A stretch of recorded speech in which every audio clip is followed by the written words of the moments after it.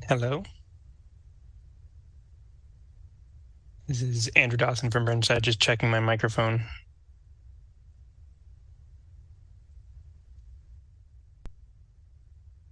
We can hear you fine. Thank you very much.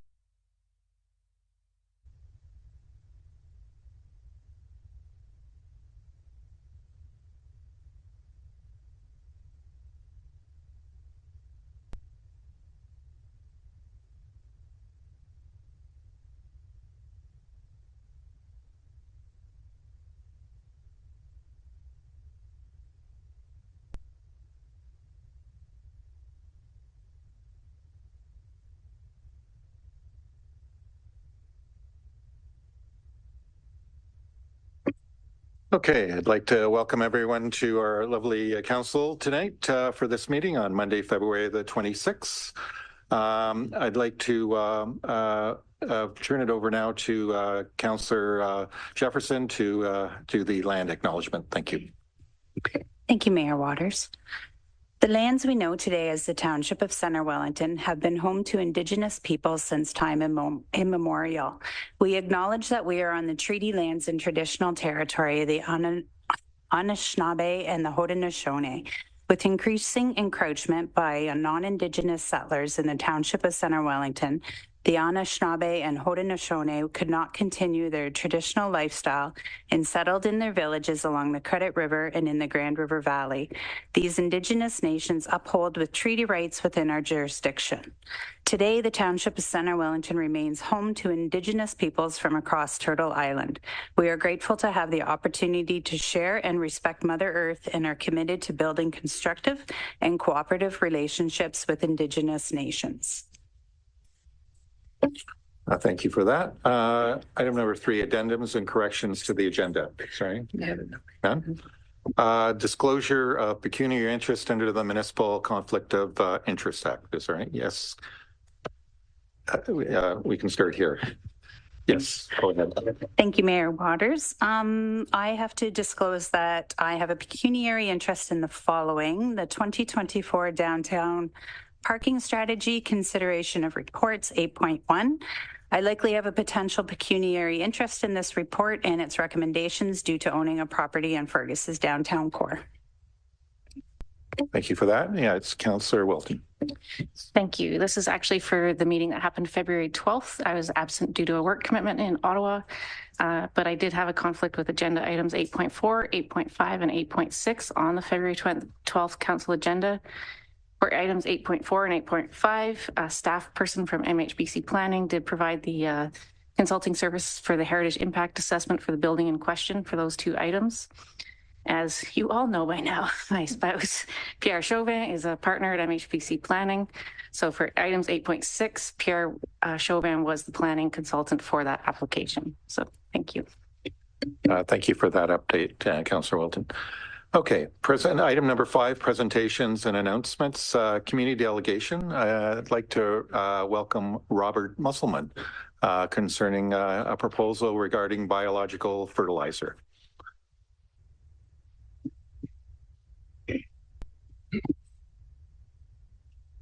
Welcome, Robert. Okay. Mayor Waters and Council, thank you for taking time to hear what I have to say. I printed this out and I'm going to kind of read it, but maybe add a bit here and there. I'm here representing Sloping Acres, Inc., who have several farms in Centre Wellington and a related business, ENS Poultry, Inc., asking for a permit to directionally bore 6-inch pipe under 8th Line West and Middlebrook Road. We have up to 2 million gallons of biological fertilizer approved for land application each year. We have several parcels of land across township roads which need this fertilizer applied at least twice a year, depending on crop rotation. When we use a conventional tractor and tanker, that means 500 either road crossings or road travel per year. The sketch I have provided shows the road travel on a busy 8th Line West. We start off at the tank, come out through between residents and the ENS plant, and either go over a short ways and turn into the fields on the, I guess it's the east side of the road, or we have to go up and around the corner at Middlebrook Road and past and then in on the right. And with that many tractor tanker passes, there's lots of risk for accidents. There's lots of risk there. Going past these 4 residents, sometimes we have to haul late at night and very early in the morning.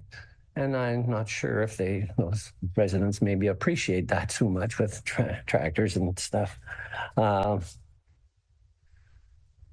And that's on that sketch. And the other thing on that sketch is where the red X's are. That's where we would propose to start the directional bore and end it across the two roads. We comply with nutrient management plan guidelines, groundwater contamination guidelines, etc.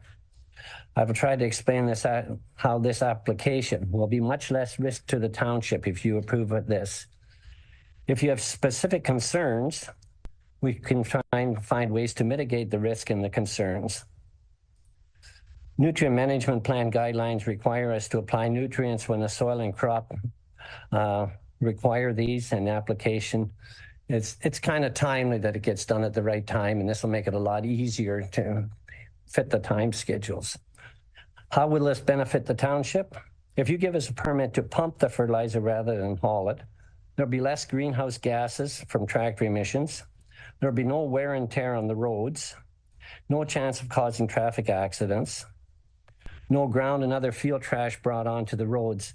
By that, I mean, like, when you're in the field spreading and you come out on the road, there's always some dirt on the tractor tires and on the tanker tires, and there's always some stuff gets on the road, and we totally eliminate that. There's no chance of environmental spills on the township property. And no more neighborhood noise with tractors running late at night or very early in the morning. It's also beneficial to us because there's less fuel compaction, which leads to better soil health. No soil compaction leads to no environmental impact and no runoff, and the soil can better absorb nutrients. We can do field applications in a timely fashion with no fear of storage being too full before we can enter fields due to wet conditions. We would start the underground directional bore, as I said, but where the red X's are, and at a distance from the property line and a depth that is acceptable to the township. And I'm not sure what they would ask for, how deep to go or whatever, how far back, but we can be very flexible on that. And my last comment would be that with all the new pumping technologies that there are and changes in agriculture, I can see that there might be more applications like this in the future, because Centre Wellington has a lot of fairly big farms and large land holdings and all that stuff. So that's my presentation. That's what we're requesting, that we get a permit to do that. And if anybody has questions, I will try to answer them. Thank you for your presentation, Robert. Yes, Councillor McDonald. To you, Mayor Waters. Thank you so much for your presentation. It was nice and in-depth. When I saw this on the agenda, I did reach out to WFA, so the Federation of Agriculture. I did find out that they are doing this in other municipalities, but I don't know how it would tie into ours. The first thing that comes to mind as someone who sits on the QMS, so that's our water, it would be if something happened, what would happen to our water supply. But more than that, the GRCA sort of dictates sometimes what we do.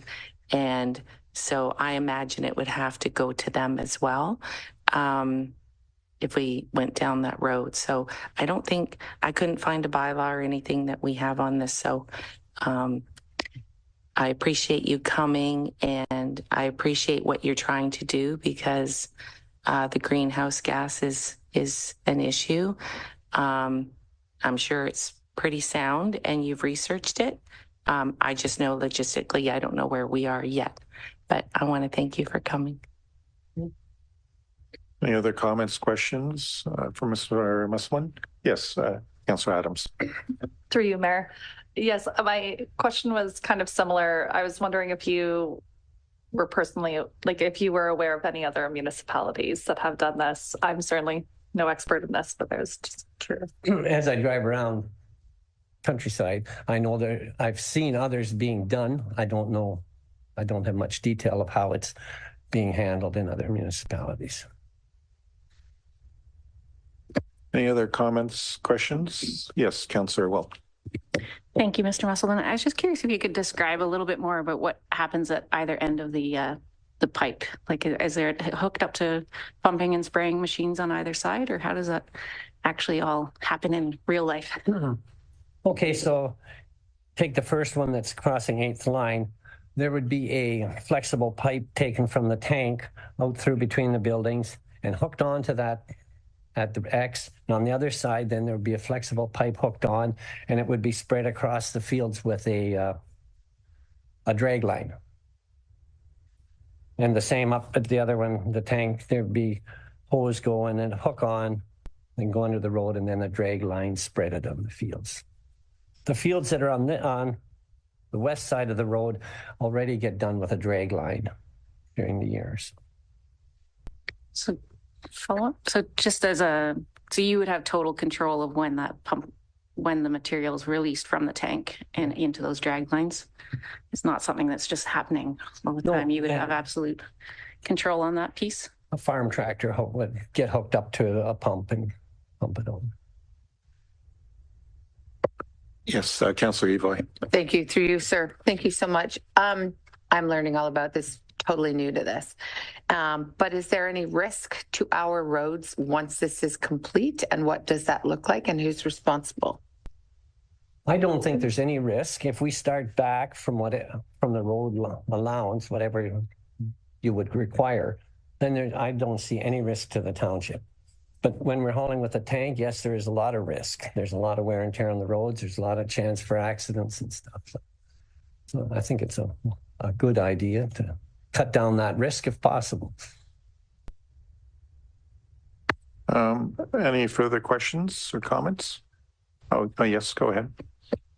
Thank you, Mr. Mussel. And this is more for staff. I'm just wondering, and yourself, I guess, Mayor Waters, just wondering if we can refer this to staff to do some further investigation on what this could look like and what the pros and cons are and the technicalities there. I was going to mention that. Yes, we'll finish off the questions and then, yes, Councillor. Through you, Mayor Waters.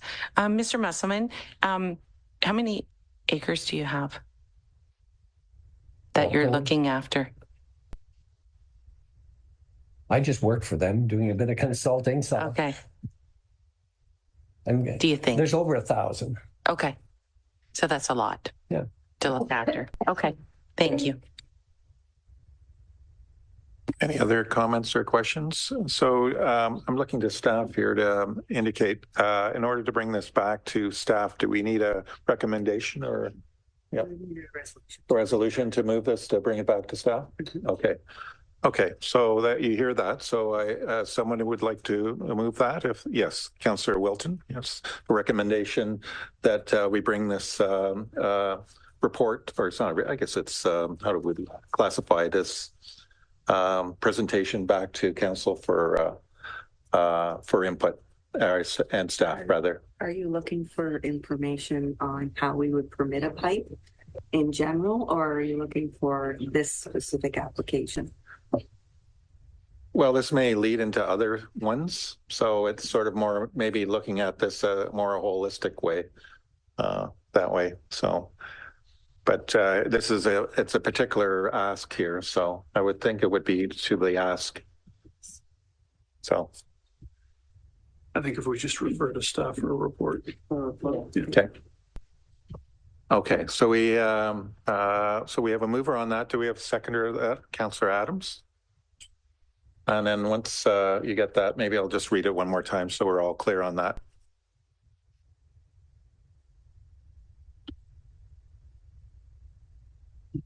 All right, I can have Lisa read that when she's done. Trying to type faster.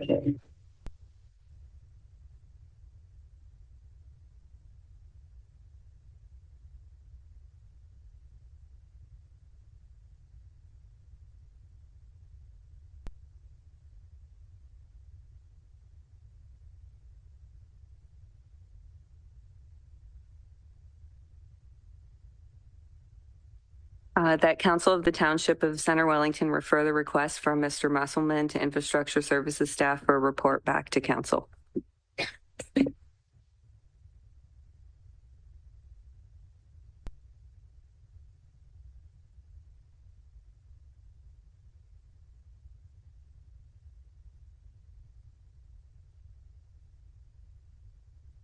Appreciate you coming out. So.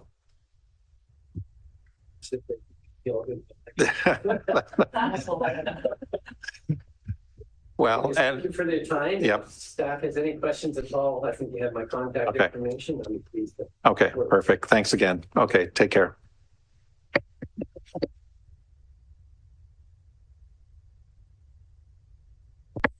Okay, we're going to move down to 5.2 County Council report, and we have Councillor Mary Lloyd here. Welcome, Mary.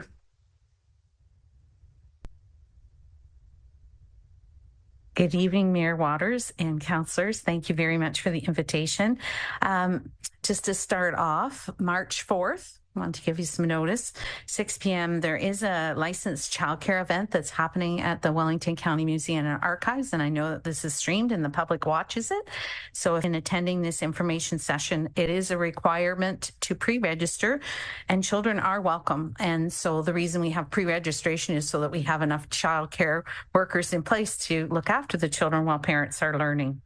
And the other thing I'd like to give you advance notice on is the second annual multicultural event that will be happening at the Museum and Archives on July 13th. So put that into your calendar as an exciting event to come up and celebrate the diversity of Wellington County. It starts at 11 a.m.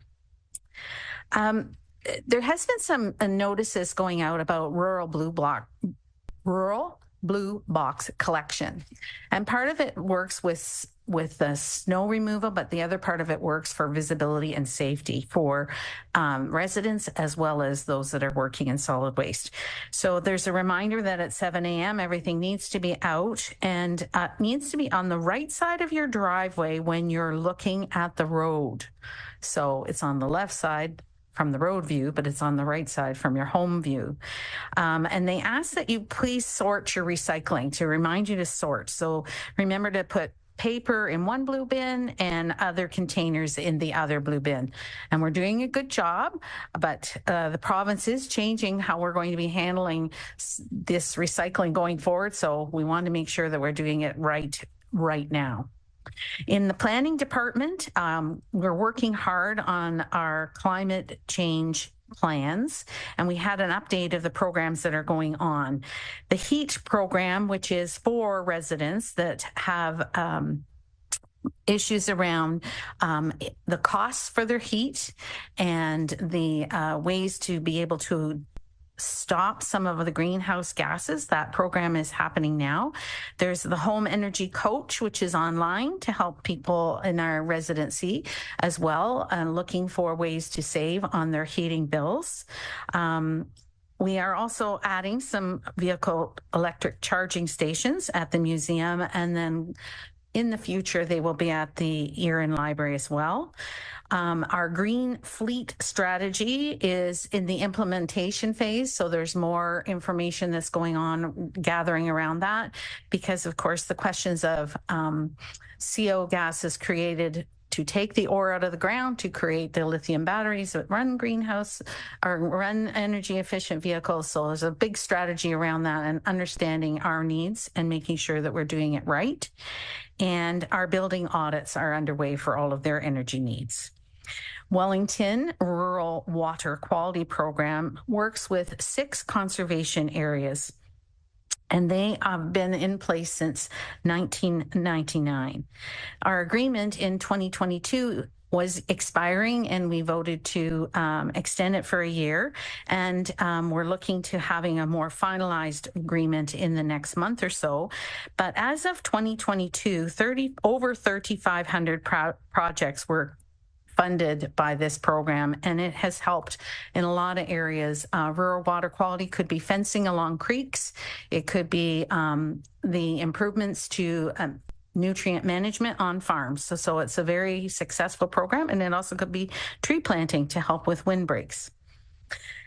So as Wellington County councillors and as Centre Wellington Council, I'm sure you're well aware about the official plan that's going on. And I know that you have kicked off your future land needs assessments that are happening. And we recognize that when 30 requests come in for over 973 hectares of land in your municipality alone, that you are under a lot of pressure. And I want to reassure you that our county planning staff want to work with you and help you and see that this works to the betterment of all community members.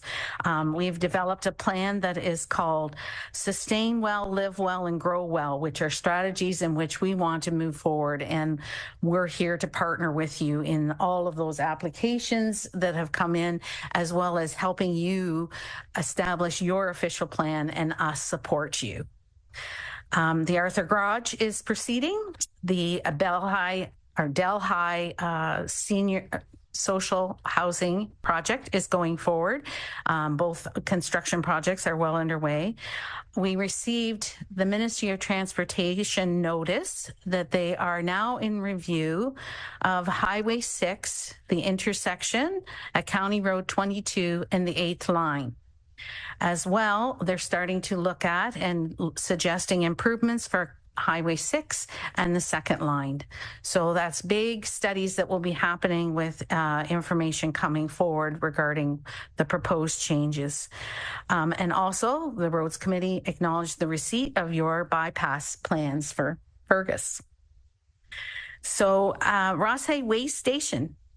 So upgrades were planned for that area, and they're currently under a review. The Elora upgrades are going to be moving forward. It is noted that that facility listed is number 1 with over 83,000 visits a year.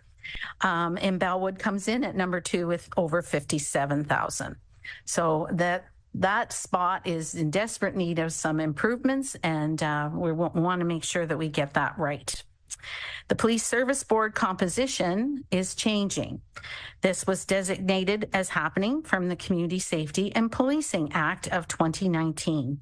The new composition increases counselors appointed from 2 to 3. It reduces community reps from 2 to 1, and 1 approved a provincial appointee. These changes will be put in place by the end of, they will be established on February 29th, and they have to be in place for April. So they're working towards getting the Police Services Board changes done. Black History Month has been celebrated through the Wellington County Museum, and this has been a project that's been going on working with the school boards in Wellington County. This year alone, they had an in-person presentation of 150 grade 10 students at Lady of Lourdes Catholic High School, and that happened in person. It's an exciting thing that we're going back to in-person presentations.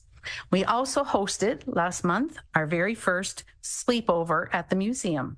21 beavers aged 5 to 7 stayed in a Boyne Hall and experienced dinosaurs at night and other, paranormal things, or experienced that sleeping over in an outward space. They also took advantage of the trails and our playground and the poultry area outside. Dinosaurs. In our first 28 days, we've had over 7,000 visitors. We are now hosting between 9:30 and 11 Wednesday mornings, a quiet time. Some guests are overstimulated with the sounds that would come from the dinosaurs. So between 9:30 and 11 on Wednesday mornings, that is quiet. That is the quiet time to see them. There's a full list of activities, including the car show and our returning summer concert series happening, and we're excited about things at the museum.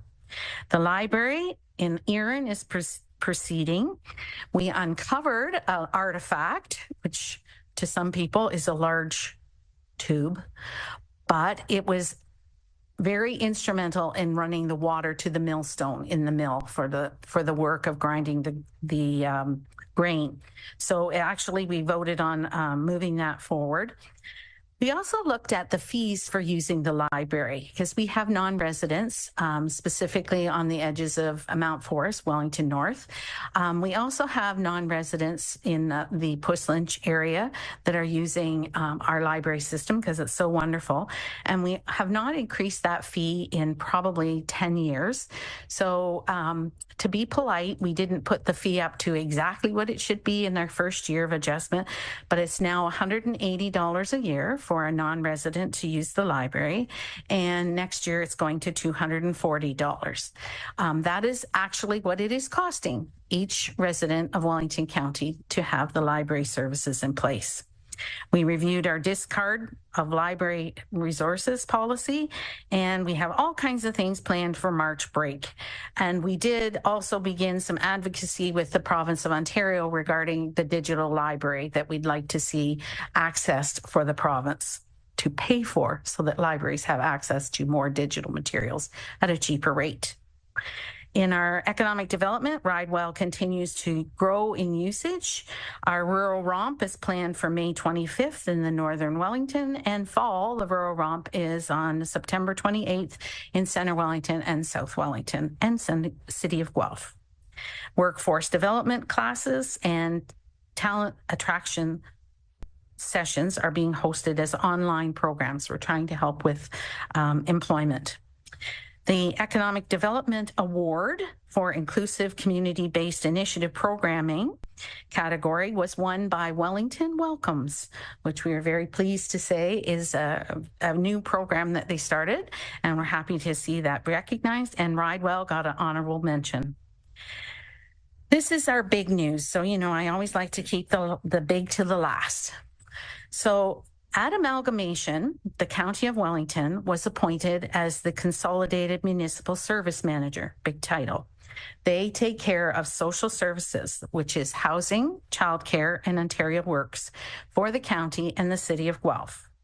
The City of Guelph at that time was appointed as the delivery agent for land ambulance service for the County of Wellington and the City of Guelph.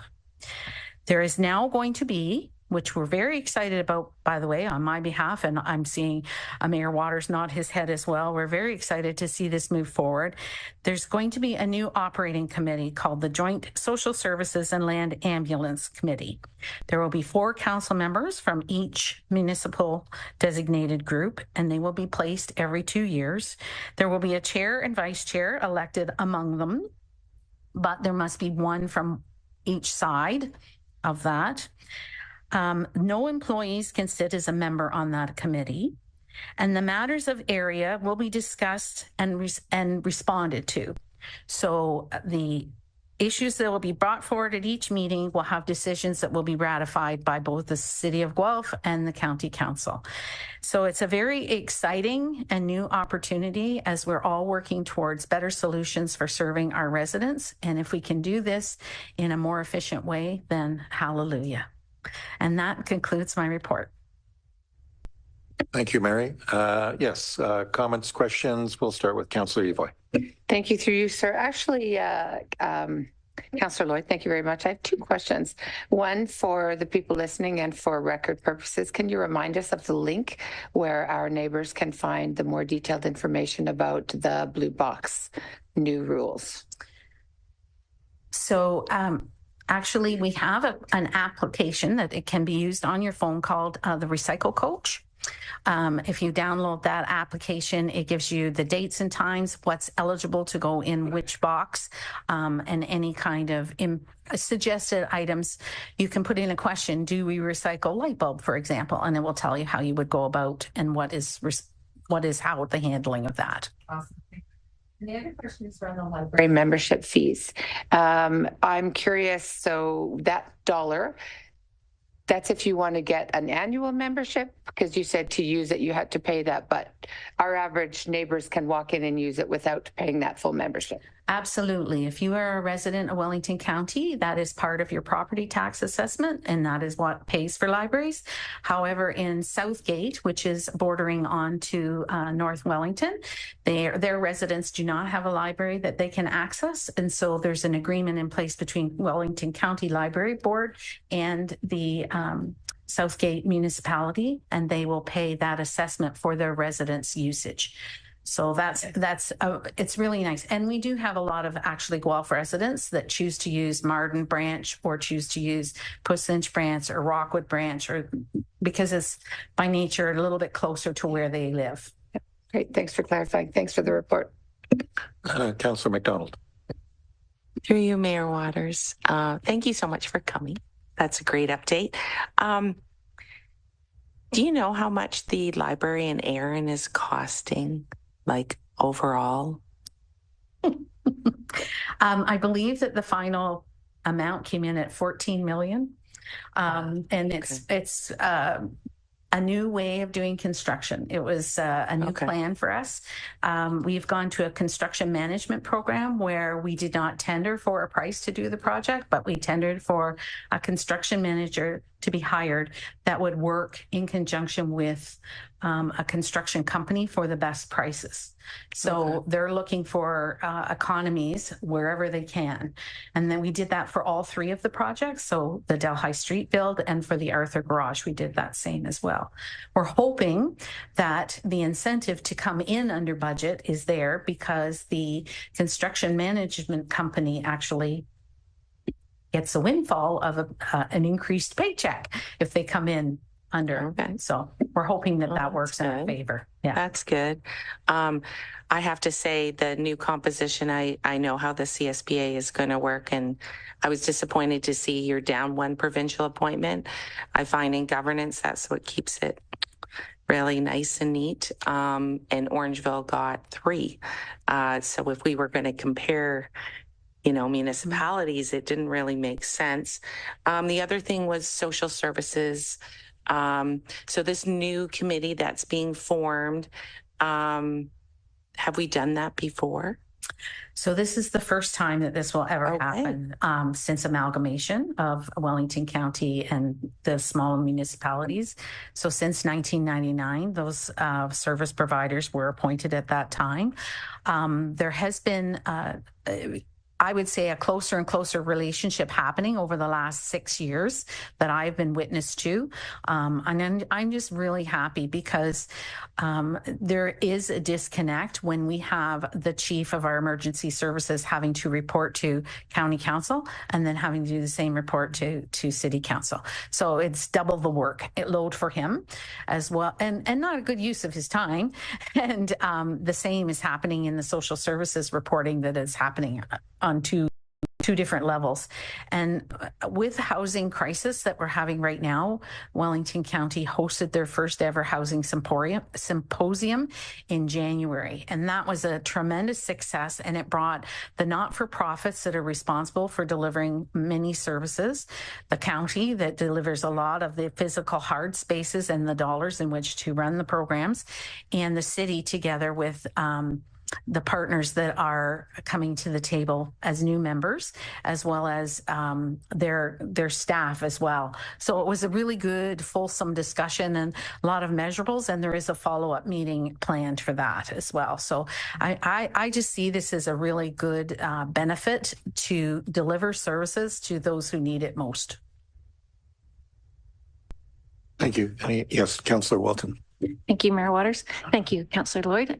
Great presentation. Just curious if you could speak a little bit more about the timelines for the urban boundary expansions and all of the requests that have come in. What is that looking like from? So I'm going to defer it to your planning director because we at the county are kind of taking the position of Center Wellington needs to drive the boat or the car in this way. So. I don't have an answer for that question. It's early days, and we've just come to this arrangement with the county just having had their report, and so we're just trying to work together to figure out the timeline. Okay. Any other comments or questions for Mary? Thank you very, very much for your comprehensive report, and appreciate. And it's always nice to see you, Mary. Thank you. At the Thursday. Okay, we're going to go to 5.3, Councillors Committee updates. Any updates from Council? Councillor Evoy. Hi, thanks. I just really want to share that Farm Safety has their farm breakfast coming up at the Alma Community Center on March 2nd. It'll go until 11:45 and starts at 8:30 in the morning, I think. So please plan to be there. And I know we're all very excited to host it. So looking forward to seeing everyone there. Perfect. Any other updates? Councillor Adams. Through you, Mayor. We did have one meeting, I think, since our last update for the Groves Hospital Board. Lots of reappointments and things going on, lots of activity with the government legislation and everything that I'm by no means an expert on. But I will say that there hasn't been a meeting where they haven't brought up the usefulness of like the farmhouse and staff that are using that house. So that's always good to hear. Thank you, Councillor Adams. Any other? Yes, Councillor McDonald. We have another Safe Communities meeting coming up in March, but I didn't give an update since the last one. I don't think there was an opportunity. So Safe Communities, we went over the governance model a little bit more, and I'm actually going to pass that around to council this week. And it's just an update of how it's composed. And all the representatives got to speak. I always enjoy hearing from paramedics and how it's been difficult with finding staff and the amount of calls. I think at the last meeting, actually, I know it wasn't as bad as it has been in the past. So that's reassuring. But just overall, how we're going to move forward as Safe Communities was discussed, and that it's volunteer based in most of the municipalities. So Puslinch has a committee of their own. Minto has one of their own. And so we could do one here. It's just volunteer based. And so we can talk more about that. Thank you for that. Any other comments or any updates? Okay. Thank you for that, Council. So now we'll move down to item 6, delegations. Do we have any delegations? No. Item number 7, consent items, and I'll read this a few more times, and then we won't read this anymore. But consent agenda items are considered routine in nature and are voted on collectively. However, any member of council may request one or more items be removed from the consent agenda for separate discussion and/or action. So we have a recommendation that the Council Township of Centre Wellington approve consent agenda items 7.1 through 7.4. So I'll ask for a mover and a seconder, and then I'll ask if there's any, if there's any comments or questions or leading to that. So if that's okay. Or, well, okay. So she wants one pulled. Yeah. Do that now. Okay. Deal with the remainder. Okay. Sure. Let's. Which one would that be? Thank you, Mayor Waters. I just have one question on item 7.4. Okay. It's just a question. It can be. That's why there's a. Okay. But if it's you vote on it separately, you need to pull it. Just a question. Question? Okay. It's a recommendation. Okay. And then we can deal with that when we do in the question. Okay. So, so I've read the recommendation. So do I have a mover for that? Councillor Welton, seconder on that. Councillor Yavoy, and then comments, questions. Yes. Great. Okay. Thank you, Mayor Waters. I think this is a fairly straightforward question, but I was just curious on, I think it'd be related to the risk management and municipal source water reports. I'm looking at Dino, the back. Just curious about, I've had some residents bring up the issue of salts being used on roads and parking lots and that type of thing. So I'm just curious, it's either Colin or Dino, just what the township is doing in terms of using more environmentally friendly de-icing products and things like that, and making sure we're not letting too much salt get into our groundwater and into the river and ecosystem. Thank you. Yeah, thank you for the question, Councillor Wilton. So, and I don't know if we have Kyle, is he available as well to speak to this? So Kyle is virtually attending the council meeting tonight. So, so I might, ask that Kyle provide some detail, but yeah, I'll start for sure. We use sodium chloride on our sidewalks and on our roads as a de-icing agent. You know, that's, there's not too many other products out there that are quite as effective and cost effective at the same time. But at the same time, through source protection, we do have what we call issues contributing areas. where we are actively managing salt application.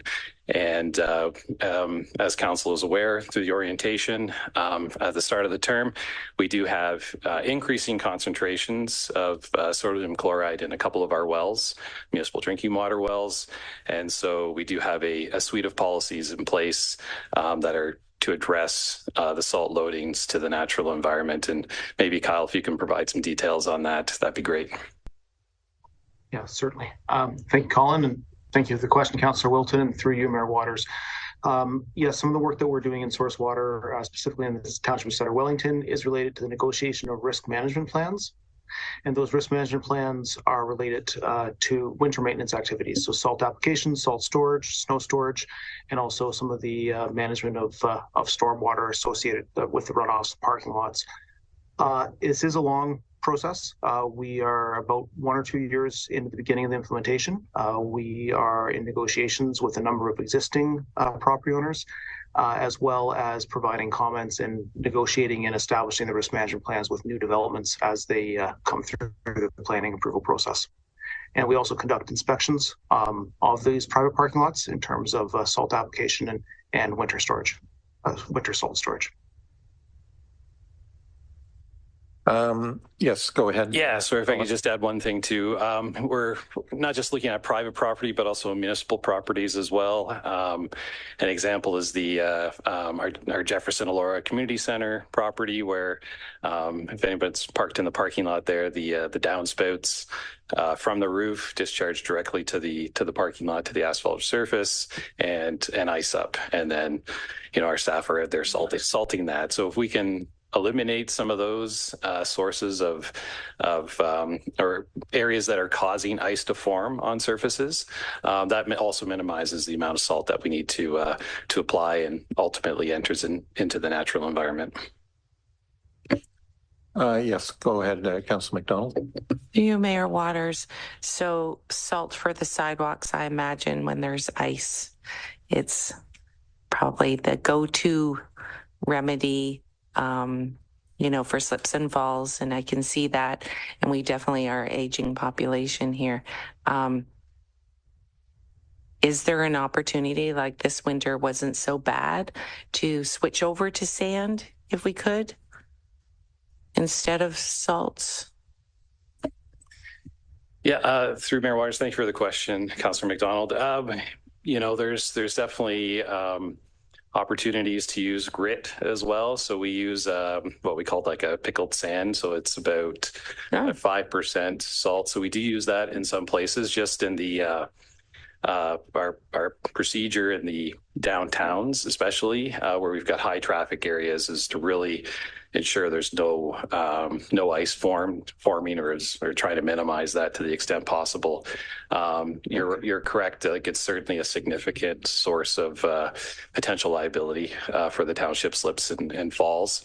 And so, we're bound by the minimum maintenance standards regulation to ensure that, ice is dealt with as soon as we're aware of the formation of ice. So certainly, salt and adding grit kind of deals with that. Salt is definitely more effective at just eliminating, obviously, but understand the concerns with just kind of optimizing the amount of salt that's going down. That's really the key, is not over salting. Quite often when there's liability concerns, whether it's private business or even some of the township or municipal operations will over salt, and it's really not necessary, right? Like you'll go to some businesses, you'll see, I think there's a picture in Kyle's report where there's literally a crust that's probably an inch thick of salt in front of a property. So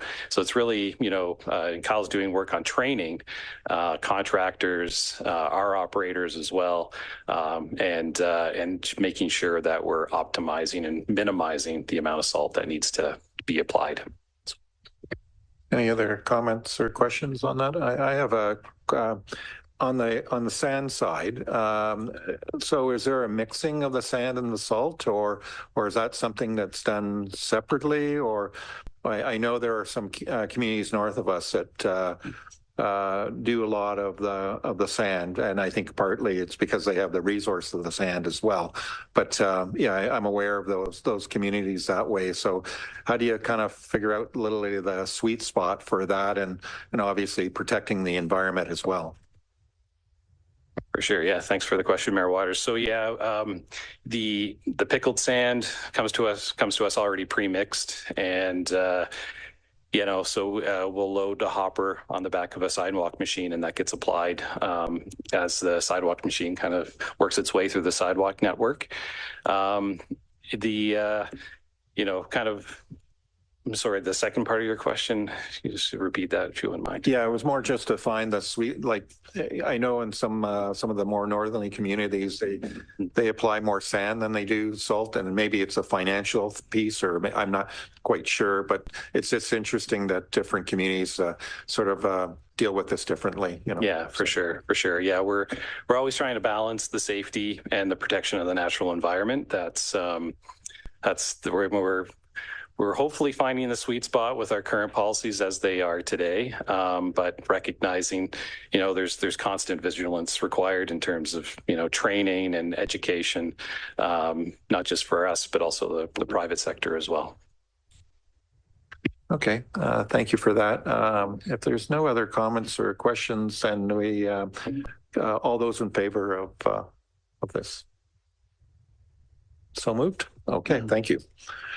So now we're going to go down to considerations of our reports. Item 8.1, 2024 downtown parking strategy. And as I speak, I see Mr. Wilson moving towards the mic. Thank you, Dan.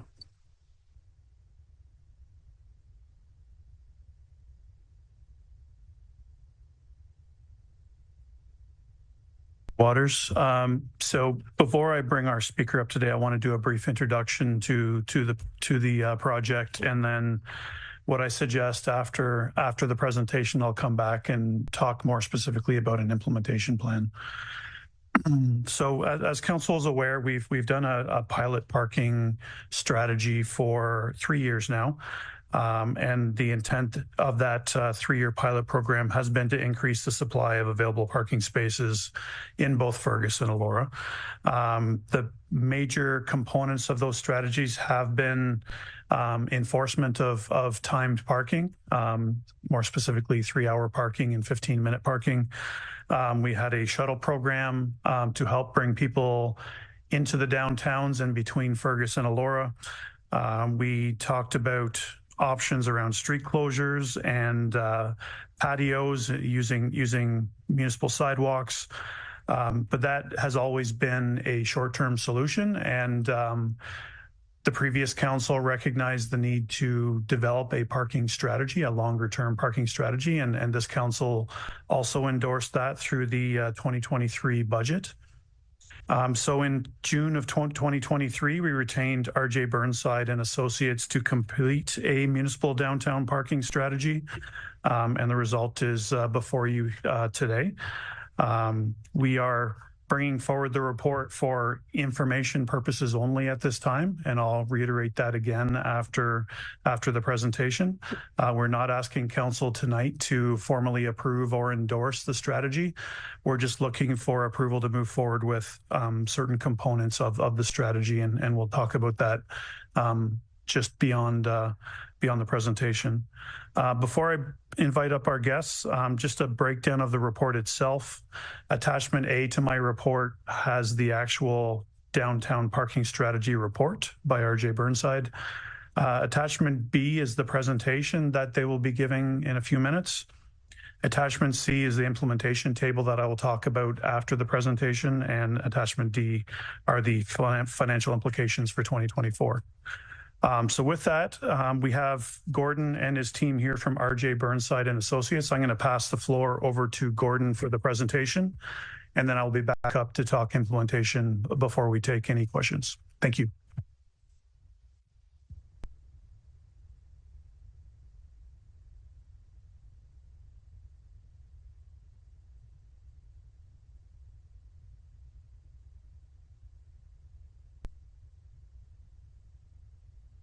Good evening, members of council, staff, and members of the public. My name is Gordon Huey, a transportation planner and engineer with RJ Burnside and Associates, currently serving as the lead consultant project manager for the municipal parking strategy. In recent months, our consultant team, in collaboration with township staff, have dedicated efforts towards crafting a strategic action plan aimed at advancing the township's parking management system. Today, I'm here to provide you with a synopsis of our work thus far and present the recommendations that we've developed. So today, the goals of the presentation are to outline the study process so far and present the parking needs and opportunities. We see parking needs as the challenges that the existing parking system faces and opportunities as concepts to help address these challenges. Based on the needs and opportunities, we've developed a list of recommendations and associated financial considerations. To ensure the goals of the presentation are met, I'll describe each phase of the study. The work plan consists of 3 phases. Phase 1 was the background review. Phase 2 was the needs and opportunities assessment. And phase 3 was the development of the strategy and action plan. I understand that some of the information from phase 1 and phase 2 may be not new to some of you, as I presented this information back in the October council meeting.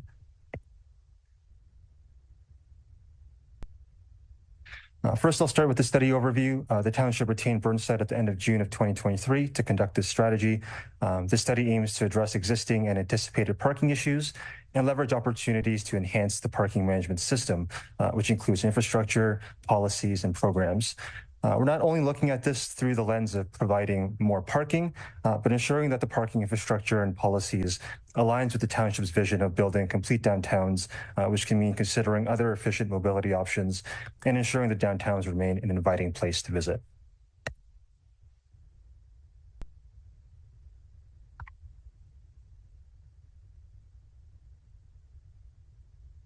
Phase 1 included a background review of policy and guiding documents and understanding the history behind the township's downtown parking strategy that has been developed since 2019. We conducted a best practices and jurisdictional scan covering topics such as parking regulations, pricing, and permit programming. Phase 2 of the study consisted of 3 parts. The first was collecting in-person parking data in both Fergus and Elora. The second was undertaking the consultation plan, and the third part is setting forth the needs and opportunities assessment, primarily based on the data collection and stakeholder consultation. These first 2 phases were completed in November of 2023.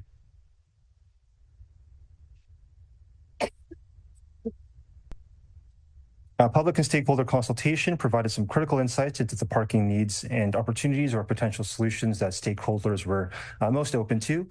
To advertise the study commencement and various stakeholder events, a project webpage was created on Connect CW, and a notice of commencement was posted online as well as the newspaper. Posters were hung up in the downtowns, and postcards were also hand-delivered to businesses, and mail-outs were provided to residents of the downtown areas. We also were able to gain some insights from Alpha Technology, who gained firsthand experience of the parking situation over the past few years. We hosted 2 public open houses, one in Fergus and one in Elora, and we held 2 virtual meetings with businesses and the BIAs, and 3 surveys were developed. 1 survey was targeted towards businesses and employees, 1 for residents and 1 for visitors, and we collected about 336 resident responses, 88 employer or employee responses, and 19 visitor responses.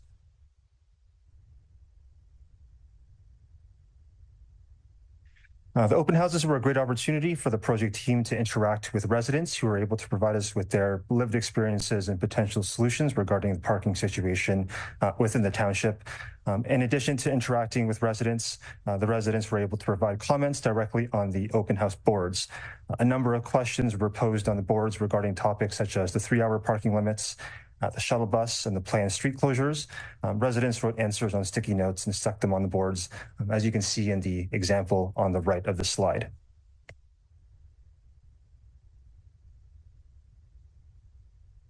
We conducted extensive data collection within the 2 study areas, focusing on various aspects of parking. The gathered data was important in shaping our draft recommendations. In the next 2 slides, I'll illustrate 2 examples drawn from the parking data we collected. The figure here illustrates the maximum parking utilization for parking spaces along each road segment or lot during peak hours on a weekend. Utilization refers to the percentage of spaces occupied in an area. So the peak utilization rates highlights that a significant portion of the parking zones are operating at high utilizations, with occupancy levels ranging between 85% to full capacity, as you can see in red in this figure. And this information signified to us that there is very little parking capacity during the hours of the day. The figure here shows the peak utilization for each road segment within Fergus on a weekend. The data signified to us that St. Andrew Street had high utilization, especially between Tower Street and St. David Street, which is shown in orange and red, indicating utilizations above 75%. However, some of that supply could be accommodated a reasonable walking distance away, such as along St. Patrick Street, which had utilizations between 28% to 65%.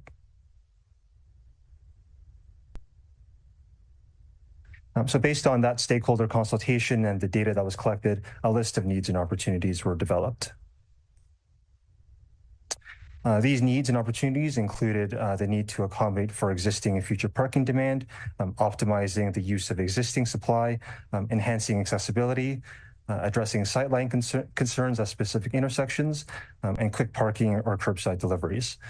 Opportunities to address some of those needs include parking garages, paid parking, enhancing active transportation, increased use of the downtown shuttle, providing more user information and wayfinding, and enhancing pedestrian connectivity, and understanding how parking can be incorporated in short-term rentals.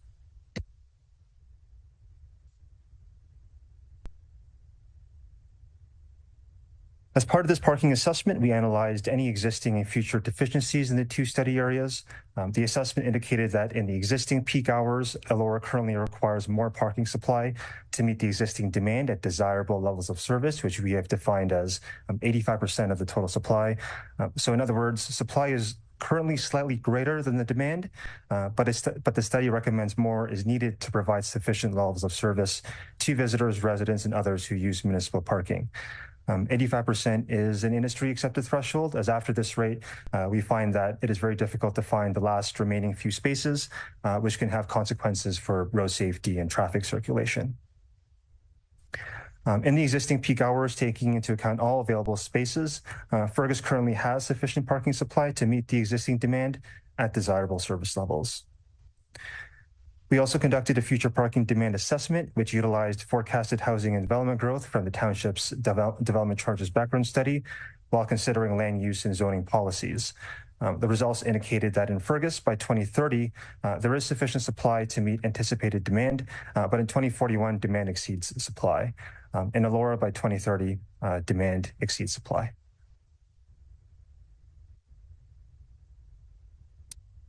To address these existing and future needs, a holistic approach was used to develop the recommendations.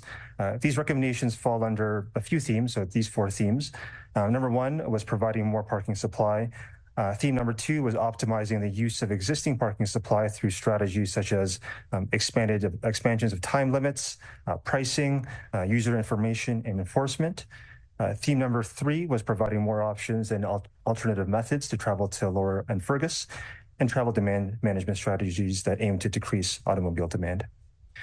Theme number 4 was supporting active transportation connectivity by making walking and cycling more desirable. I'll now provide a list of draft recommendations. I'll first touch upon the first theme, which was providing more parking supply. In order to provide more supply in Elora, we recommend instituting joint use agreements at strategic locations, including the Grand River Raceway, St. Mary's School, and Elora Public School. These sorts of agreements are designed to leverage periods of reduced parking demand at these facilities and allow for more public utilization of these spaces. So this approach ensures that there's an optimized allocation of parking resources catered towards the fluctuating parking requirements throughout different times of the day. Similar concept can be applied to the Jefferson Elora Community Center, which is owned by the township. Based on the future parking demand forecast, the study recommends planning for a 170 space parking structure in Elora by the year 2030 and a 140 space parking structure in Fergus by the year 2041. The number of spaces can change based on a number of factors, such as land availability, but more importantly, there may be ways to increase municipal supply in the meantime, which is shown on the right of the slide, which would decrease the scale of the proposed parking structures. This includes a design review of the existing municipal lots to see if the parking spaces can be reoriented in a way to provide more spaces, partnering with new development projects to provide public parking facilities. One multi-phase development that was identified as a potential opportunity for these agreements was the Elora South development by Pearl Hospitality. Additionally, by paving the east lot of Bissell Park, we anticipate a redistribution of visitor parking that would encourage the use of the east lot, and this shift is expected to increase the effective parking supply available to the downtown core by alleviating some of that current demand on the west side, which is closer to the downtown.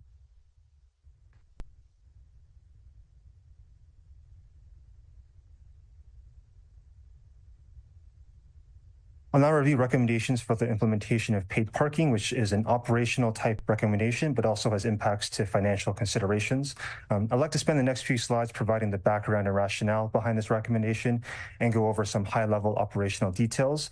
I'll go over its impacts to financial considerations in the next section of this presentation. So there were a number of feasible funding recommendations that were reviewed. The yellow arrow indicates the proportion of where the funding is coming from or the funding source. So on one end is option number 1, and this option funds the recommendations using property taxes, which would come from all township residents. Moving along the arrow to option number 2A would be paid parking in the downtowns with minor subsidization to residents, and I'll touch upon that in the next slide. This funding source would be from only those who use the municipal parking. So this would be some township residents or some non-resident visitors or tourists. But we do also recognize that there are some disproportionate impacts to some users, such as downtown residents that rely on municipal parking for some of their longer-term parking needs, which is why they are highlighted specifically in this figure. Other groups include township residents that rely on important institutions downtown, like daycare or specific grocery needs. So option 2A implements paid parking, but with minor subsidies that help lessen the impact of paid parking to those resident groups that may be disproportionately impacted. So now the financial impacts shift from all township residents, which is the option number 1, and spreads it to only users of the municipal parking spaces, who can be both either residents or non-resident visitors or tourists. Moving along the arrow to option number 2B, which we called paid parking or user fees with aggressive subsidization. This option would still be paid parking, so the funding source would be for only those who use the municipal parking spaces, but this option would provide aggressive subsidies to downtown residents or township residents. So option 2B would shift the financial impact further away from township residents and place the impact mostly on non-resident visitors or the tourists. So in other words, option number 1 would place the financial impact to fund the municipal parking strategy recommendations on all township residents. Option 2B on the other end of this figure would place the financial impact on mostly non-resident visitors or tourists. And option number 2A is a balance between those two alternatives.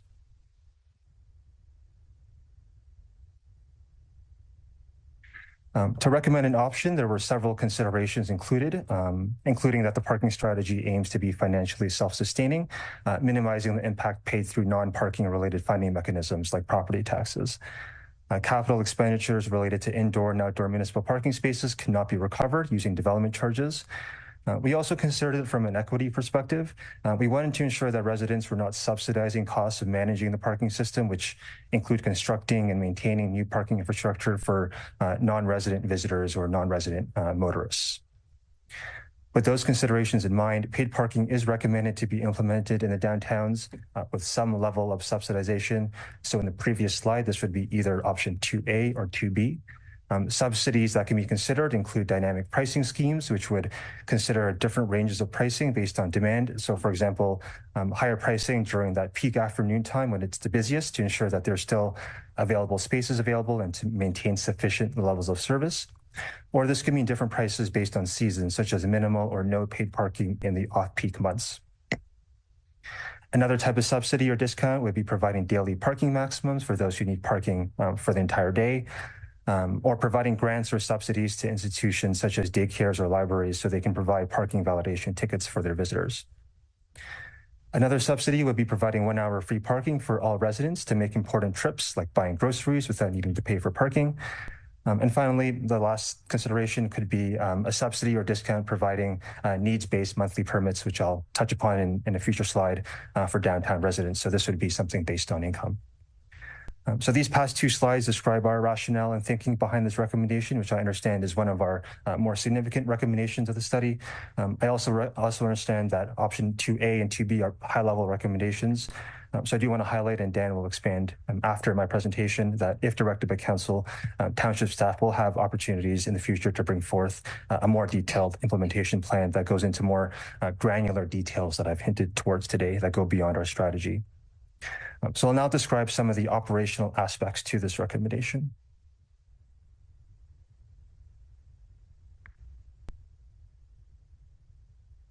So the study recommends implementing paid parking between 9 a.m. to 7 p.m. all year round, concurrent with the 3-hour parking limits.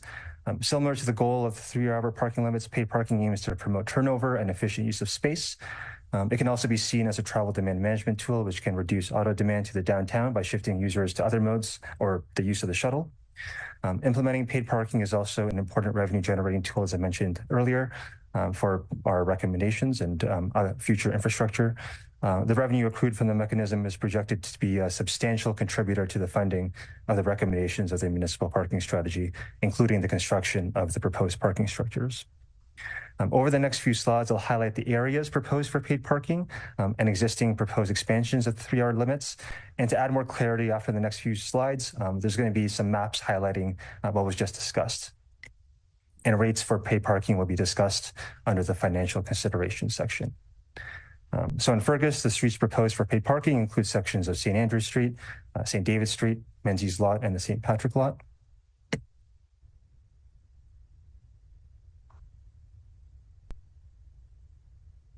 In Elora, paid parking is recommended to be implemented in all existing 3-hour parking spaces, Carlton Place, East Mill Street, which was under construction this year, Metcalf Lot, Getty's Lot, and McDonald Lot.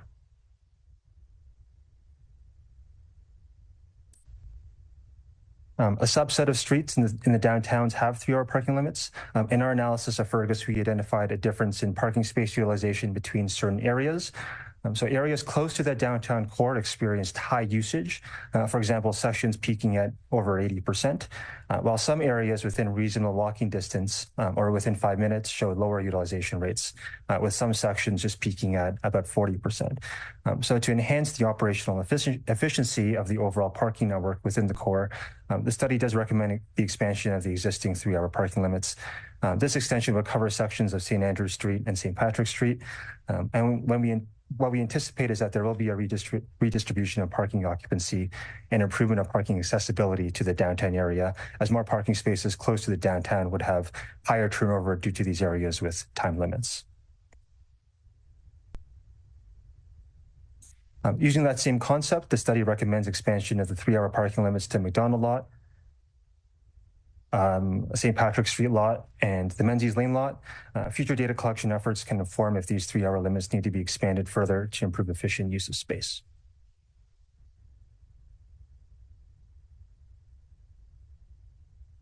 You can see on this map the 3 lots in yellow or orange with the proposed paid parking, which is McDonald Lot, Getty's Lot, and Metcalf Lot.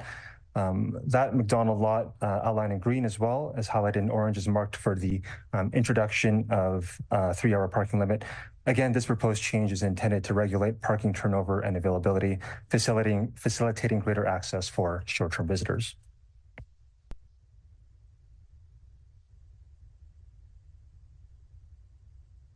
This map shows the existing 3-hour parking limits in red and regular on-street parking in yellow. With these proposed recommendations, parking on Metcalf Street, for example, would require payment up to 3 hours, then the vehicle would have to move. Parking on Getty Street, which does not have a 3-hour parking limit, would allow the user to park before 9 a.m. for free, but pay between 9 a.m. to 7 p.m. and would be free again after 7 p.m.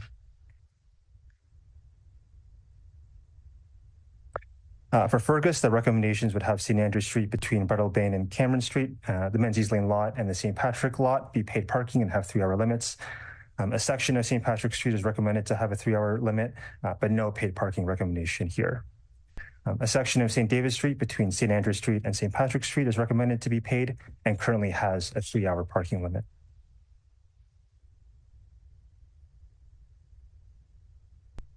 For reference, the map shows the existing 3-hour parking limits in red and regular on-street parking in yellow.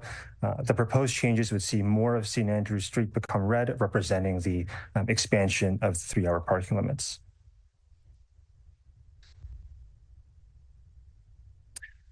For payment methods, the study recommends the use of pay and display machines and implementing mobile-based paid parking, offering multiple options for paying for parking, including both mobile application and traditional machine-based methods was important as we recognize the diverse preferences of users.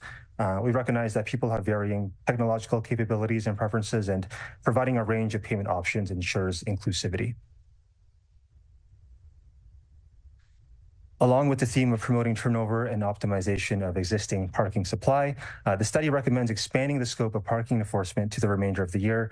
This expansion would facilitate efficient parking operations, such as promoting turnover and compliance to regulations and efficient road operations, ensuring maintenance and snow removal services can be maintained at sufficient levels of service. To expand the scope of parking enforcement, we also recommend considering a set fine for expired paid parking. We also recognize that the township has very seasonal parking demand. The study's recommendation is to maintain a uniform level of enforcement during those peak tourist months, with the flexibility to adapt as seasonal demand dictates. This can be accomplished by considering a combination of full-time and part-time municipal law enforcement staff, and this approach ensures that enforcement remains responsive to the varying influx of parking demand that accompanies these changing seasons. User information plays an important role in the strategic utilization of parking spaces. By providing clear and accessible information, the aim is to enhance the user experience and ensure that parking spaces are used to their optimal potential. To support this, the study does recommend maintaining up-to-date informational resources. This includes the annual release of updated maps that detail the locations of parking lots, the associated costs, and any additional services provided, such as shuttle bus routes. These online or physical maps can be a very useful tool for both regular users and visitors to the township. The study also recommends increase of on-street signage, directing users to all the lots, especially areas that are less utilized. Marketing campaigns can be leveraged both on social media and traditional print media platforms to promote these less utilized parking spaces. These campaigns can showcase the actual walking times from these spaces to central locations, which can help against misconceptions about distance and accessibility.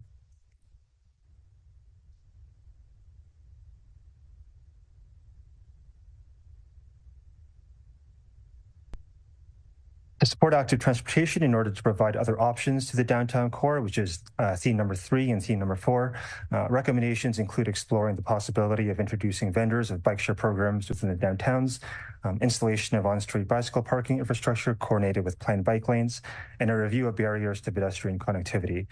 So some common walking routes can consider additional lighting, artwork, plantings, and street furniture to provide another layer of comfort and safety to pedestrians. Businesses may find travel demand management measures helpful for their businesses as it frees up space close to their business for visitors. The goal of travel demand management or TDM measures to shift travel from auto usage to other transportation modes or decreasing the driving distance to allow for use of the shuttle. Businesses can consider offering incentives to promote this sort of behavior, and the township can promote the benefits to businesses of TDM measures to reduce auto usage for their consideration. The study recommends future planned street closures in association with the BIAs, taking into consideration parking supply and transportation routes. Implementing planned street closures should consider minimizing the impact to downtown residents affected by them. The shuttle bus program was helpful in reducing the visitor parking demand within the downtowns. To expand on the program, the study recommends using the shuttle bus to facilitate travel for employees to provide them with a free alternative. Other considerations include adding the Jefferson Elora Community Center as a stop and maybe removing underutilized spots during the weekday to maintain or increase shuttle bus frequency. After implementing the proposed paid parking, revenues may allow the service to expand further, so either into the week, more hours in the week, or more months of the year.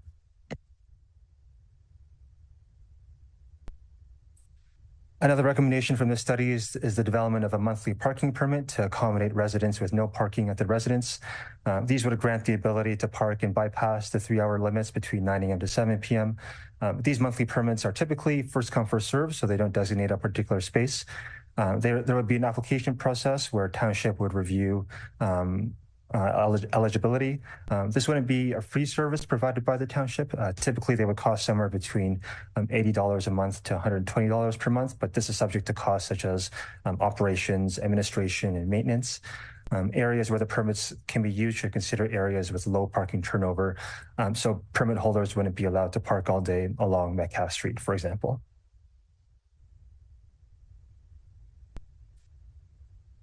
The next few slides will review recommendations regarding additional accessible and 15-minute spaces. I'll then add some clarity by showing the locations on a map. An additional accessible space is recommended along Metcalfe, and 3 is recommended along St. Andrew Street.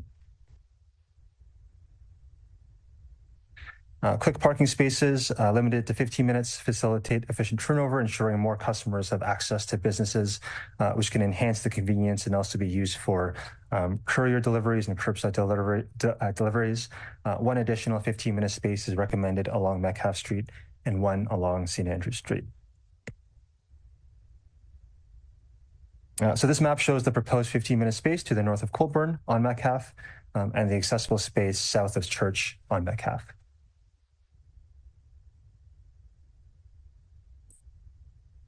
The intent of additional accessible spaces and its distribution was to provide equitable and inclusive access to the entire commercial core of Fergus. The map shows additional accessible spaces and an additional 15-minute space to promote turnover and facilitate quick use parking in the core commercial area of downtown Fergus.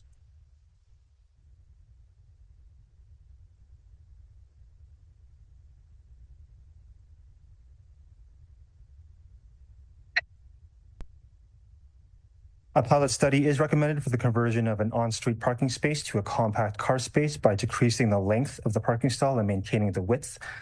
This recommendation hopes to address issues with poor sightlines at certain intersections caused by vehicles. If the pilot is successful, an operating policy can be established where an on-street parking stall can be reviewed for safety concerns, and the township can review and recommend either no action, the removal of the space entirely, or the conversion of that space to a compact car space. Other recommendations include marking additional parking stalls where parking is allowed and adding no parking signs close to intersections to ensure parked vehicles are not within 9 meters of an intersection. Both these recommendations combined aims to provide the driver just more confidence on where they can park or where they cannot park. Other strategic recommendations include the continued expansion of electric vehicle or EV charging stations to support the anticipated increase in EV adoption, and a review of the parking requirements for new developments, taking into consideration latest industry standards like incorporating EV-ready stalls and lowered parking minimums in strategic areas. The recommendations from this strategy will require implementation, monitoring, and constant management, which require additional staffing resources, which is another recommendation from the study. Finally, the township itself is going through dynamic changes with growth of its communities and potential changes to the parking system based on these recommendations, which can influence parking demand and travel demand. The study recommends a parking data collection program on an annual or biannual basis focused on the core areas and a full update to the study by 2029. I'll now provide some details regarding the financial considerations. The major parking-related expenses that the study has estimated costs for include a parking structure, joint use agreements, expanded shuttle bus service, enforcement, and infrastructure required to implement paid parking. Costs can vary for a parking structure due to cost of land acquisition and design. So we've estimated both a low and a high cost. We've assumed that each block face that is proposed to have paid parking would have a parking machine. However, these are quite costly machines, and so through the implementation, the township can consider providing mobile-only zones, so just paying through the app and without paying through a machine to maximize the number of spaces. This would lower the cost of the paid parking implementation.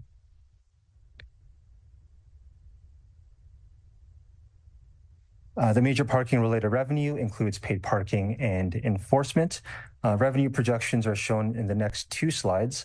We assessed two different scenarios, a low scenario, which was $2.50 per hour to determine on street to determine if this rate would cover all the expenses mentioned in the last slide.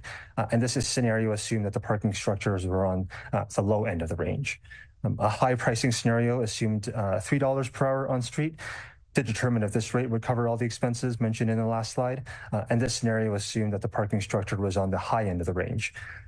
Revenue for the parking enforcement was based on 2023 values, less the cost of implementing a penalty system, which the township, as I understand, is currently exploring as an option in order to collect enforcement revenue.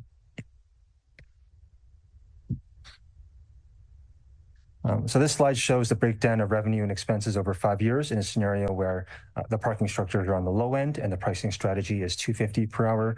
This shows that the parking system can be beyond revenue neutral with these major expenses considered.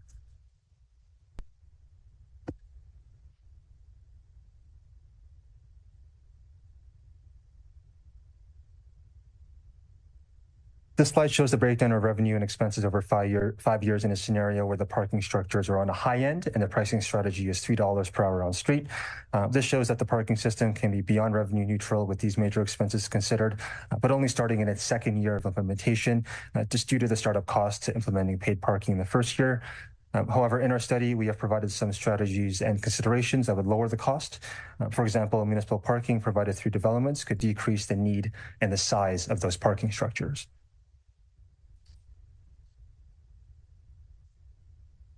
So in summary, the municipal parking strategy aims to provide more parking supply, either through infrastructure or other strategies. It intends to optimize the use of existing parking supply through the expansion of time limits, pricing, user information and wayfinding, and price and parking enforcement. It aims to support alternative transportation modes and enhance accessibility. And it also aims to support unique uses. So this includes residents with no parking living in the downtowns and quick high turnover trips. The strategy also considers costs associated with parking structures, paid parking implementation, enhanced shuttle service, joint use agreements, and enhanced enforcement. And the municipal parking strategy aims to recover those costs through paid parking implementation and enforcement. As alluded to earlier, if directed by council, township staff can begin working on an implementation plan that outlines how to execute the strategy, and I'll leave it to Dan to explain those details. And finally, I wanted to note that this parking strategy that Burnside had the privileged opportunity to help develop represents not just a new direction, but a continuation and expansion of the groundwork laid by township staff over several years. So this study really benefited from the years of insights and experiences that were collected, and this strategy only aims to refine and take it to the next step. With that in mind, I want to thank the public, stakeholders, and staff and council for their insights, contributions, and advice throughout the process. Thank you for your time today.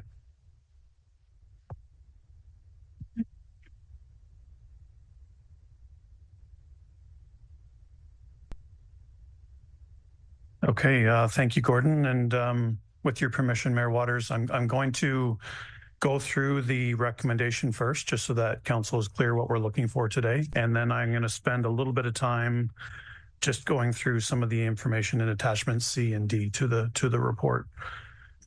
So the recommendation itself has 5 components. The first one is for council to receive the downtown parking strategy report for information. So as I mentioned earlier, we're not asking council at this time to endorse or approve the strategy, recognizing it's a lengthy and complicated report that requires some more time to digest and some more analysis by staff. We're just making it public at this point and having council just receive it for information. The second part of the recommendation is to allow staff to execute the implementation plan for 2024. That is the 2024 column in attachment C, which I'll go through in a minute. Part 3 is to investigate parking enforcement administration without going through the county process. And this is something we've talked about in previous reports where Right now, the county administers our enforcement program, and we pay a fee to the county. So we'd like to look at options where we administer that outside of the county jurisdiction and hopefully retain some more revenues as part of the process. Number 4 is to delegate authority to our treasurer to sign contracts and agreement related to the downtown parking strategy, but it's only in relation to the 2024 implementation. So we're not talking about contracts and agreements for the entire parking strategy. It's just what we want to initiate in 2024.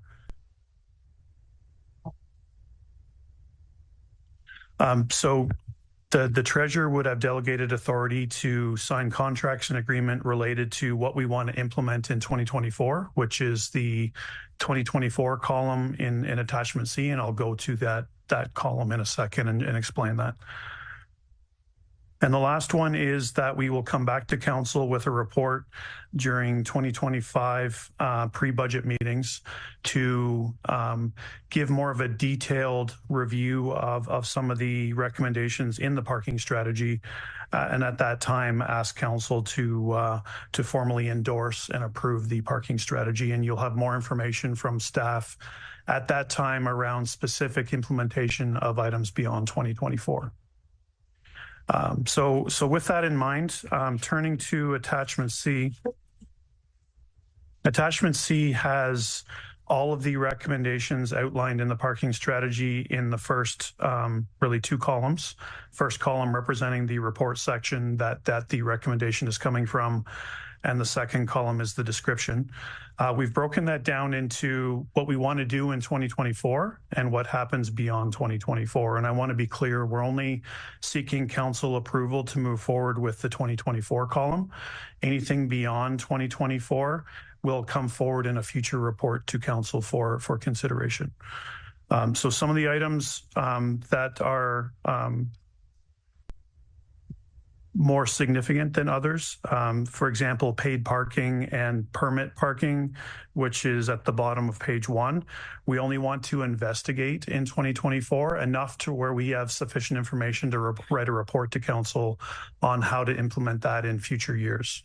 We're not signing any agreements or beginning implementation of paid parking in 2024. We just want the time to resource and investigate paid parking and permit parking in 2024 so that we can have a report to council as part of 2025 pre-budget. We want to, in 2024, initiate discussions on joint use agreements with private parking lots. We've already initiated some of those already, but we want to continue to do so in 2024. We want to keep going with the shuttle program that we've done over the last couple of years. Something similar to the 2023 program. And I think that was a major success in 2023, and we want to continue that into 2024. We want to implement the recommended accessible and 15-minute parking spaces as outlined in the parking strategy. I think that was something that both council and residents asked for as part of the public consultation for this. From an enforcement perspective, we want to do another year of hiring an external vendor to provide the parking enforcement services for 2024. So that would be 3-hour parking, that would be 15-minute parking, and then some of the other parking infractions that we've been doing over the last couple of years. So another year of downtown timed parking enforcement. So that would happen in 2024. And then some of the other minor items around signage, the actual physical parking spaces. We're going to be doing some planning documents and strategies around active transportation that we will align in with parking as well. But again, in no means are we looking to formally adopt the strategy or implement paid parking in 2024. That's a future discussion for council.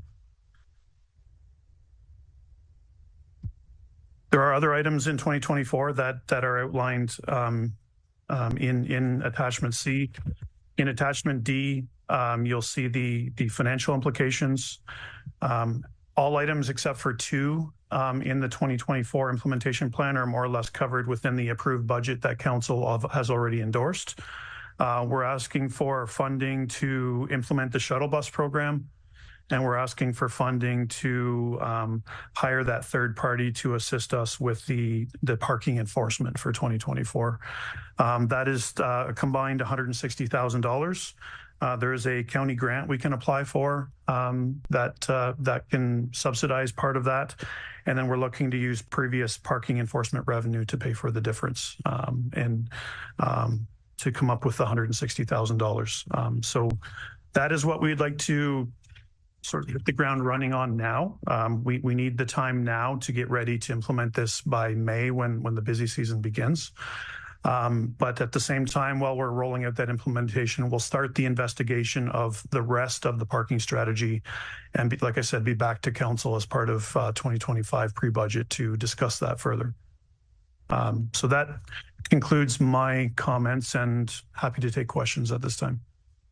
Okay.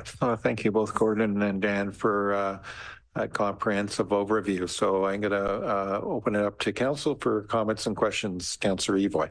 Thank you through you, sir. Thank you. Thank you both. I'm going to come back around with some questions of clarification for our presenter and some additional questions to you, sir. But in the meantime, I'd like to begin by saying I would like before, as we look at this, before anything is done of any great magnitude with regards to researching potential options, that we arrange to ensure we have meetings with both our BIAs and have some discussions, because I want to give our staff as many pragmatic opportunities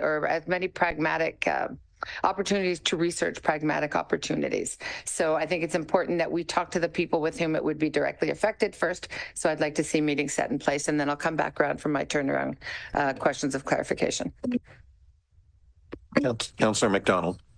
Through you, Mayor Waters. I really want to thank RJ Burnside for this. When you look at the over 600 pages, it can look like a can of worms, but it really is. You did a lot of research. I appreciate the public meetings that you had. We started this last summer. Anyone that's watching, you can see it online. So that I really appreciate. Out of that, I would really like to highlight the sight lines that we would look at. That's really important, considering I've had in my ward some crashes over and over and over again, and it would probably fall into the compact cars that maybe would help with that. So that is a real plus. I do hear from my community often, they'll say, Lisa, we shouldn't have to pay for tourism in our taxes. So that is why we're doing this parking strategy. We're looking for places to offset those costs. I'm super happy to hear about the 3-hour parking this year. I'm very much on board with that. Looking at the shuttle, keeping those funds here. So that is my question. If we go to the 3-hour parking contractor or the vendor that we've had in the past, is that something we can flip over to, we just look after it at this time, or would that just be part of this strategy? Yes, thank you for the question. And through Mayor Waters, that is part of what we're going to be researching beyond 2024. If we have the opportunity to take enforcement completely in-house, we'll investigate that option and compare that to the cost of using external vendors. So we have that on our list of things to look at. Okay, that is perfect. And I didn't see in the document, did we look at places like the museum they have tons of parking up there on weekends. I know I've been several times. Is that an opportunity that we could use and shuttle people into town? I'm just looking at another spot just to throw in there. Sorry. Yes, thank you. And through Mayor Waters, definitely last year, and I think the previous year as well, we had an agreement with the museum, and we had a dedicated shuttle stopping spot at the museum. So we anticipate that continuing in 2024. We want stops in Fergus, Elora, and Aboyne where there's optimal parking that people can park there, get on the shuttle, and then travel around the township, and that will continue this year. Councillor Adams. For you, I have a couple of questions, but I'll start and then keep circling here. On talking about the shuttle, I think that's been obviously a great success. And I think we saw a lot of residents actually using that, whereas it kind of started out with tourists. So my question would be, are we looking to add additional spots around where residents may want to be moving around? I'm thinking like the Sportsplex in Fergus or the Skyline Plaza in the south end of Fergus, just different spots, more so than just what we think of as the typical tourist spots, but really where our residents are moving around. So there was two parts to the strategy. One was to be able to complete the loop in 1 hour.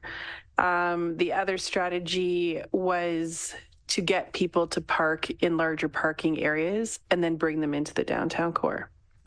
So if we can still accomplish that, then we would be open to looking at other locations.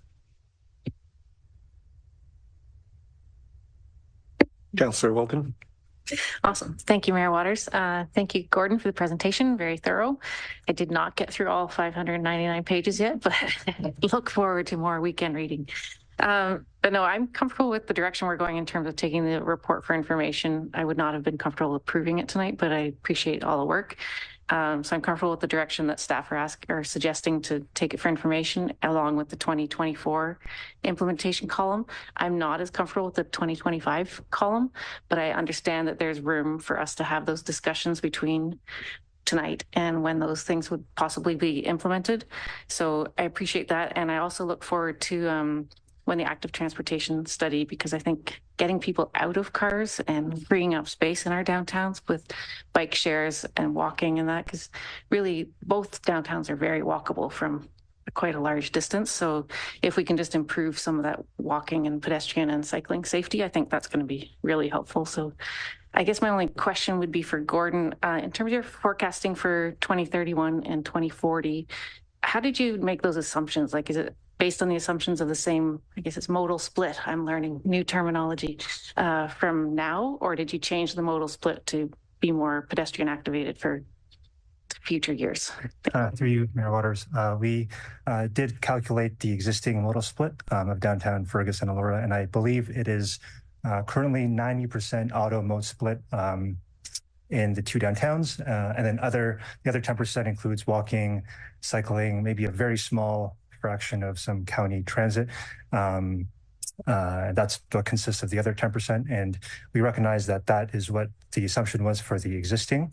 And as we move forward to the future forecasting, we did assume a 1 percentage point decrease in that auto mode split by 2030, and then a 2 percentage point mode split between now and 2041, which doesn't seem like a big drop, but in terms of a decrease percentage, I think it balances between what is realistic at this time, not considering that there will be a future study that is going to be looking at specifically improving active transportation. But we also recognize that with continued investment in sustainable transportation modes, that there will be a decrease in demand. There could be a decrease in demand of those parking structures that are proposed. Just curious, do you know what the average modal split then would be in different communities, like in I don't know which kind of community, but Waterloo maybe, or something like that, or any like range of what's an average? So you're saying 90% here for automobile. Is there a range where you're down to like 70 or 80% for automobile, or? Through you, Mayor Waters, I don't know the exact modal split for Waterloo, but I would say that if you're looking at a completely different community, so downtown Toronto, you're going all the way down to 60%, 65%. A suburban community, I would assume to be in a similar, if not higher range than downtown Elora and downtown Fergus, recognizing that those are more stronger urban centers. So I would say probably looking at more than 90% for some other suburban communities. Okay. Why don't we, and then we'll go back around again. So Councillor Evoy. I appreciate that. Thank you, because I think we all have a few questions. So thanks for that. This one is for clarification, and I will only follow up if you've already addressed it and I misheard. When you were doing all of these, when you're coming up with the numbers that you're currently presenting to us, were you including numbers of projects that had yet to be approved, i.e. The 2 buildings in downtown Fergus that are incoming? When you were looking at these numbers, and of course our bike lanes, when our bike lanes would have been there, but these 2 projects I don't believe were both approved at that time. Were they included in your numbers? Sorry, through you, Mayor Waters. What 2 projects exactly? The 2 apartment complexes being built on downtown Fergus. Right, through you, Mayor Waters. We tried to capture all the various plans that were approved at the time. So if other plans that come up in the future arise, then I would think that the demand for the parking structures would decrease. But what we tried to do was just take all the available information that we had at this time. Right. But we did also take into consideration the land use forecasts in the development charges background study. So that would have the future population and employment numbers, and potentially those 2 apartment complexes in Fergus would be captured in some way in those future forecasts. May I, respectfully, I see Mr. Wilson nodding his head. Can you just pull out a little bit from that? So in a nutshell, were those 2 apartment buildings, would they have been included with regards to the numbers that they'll bring in or not?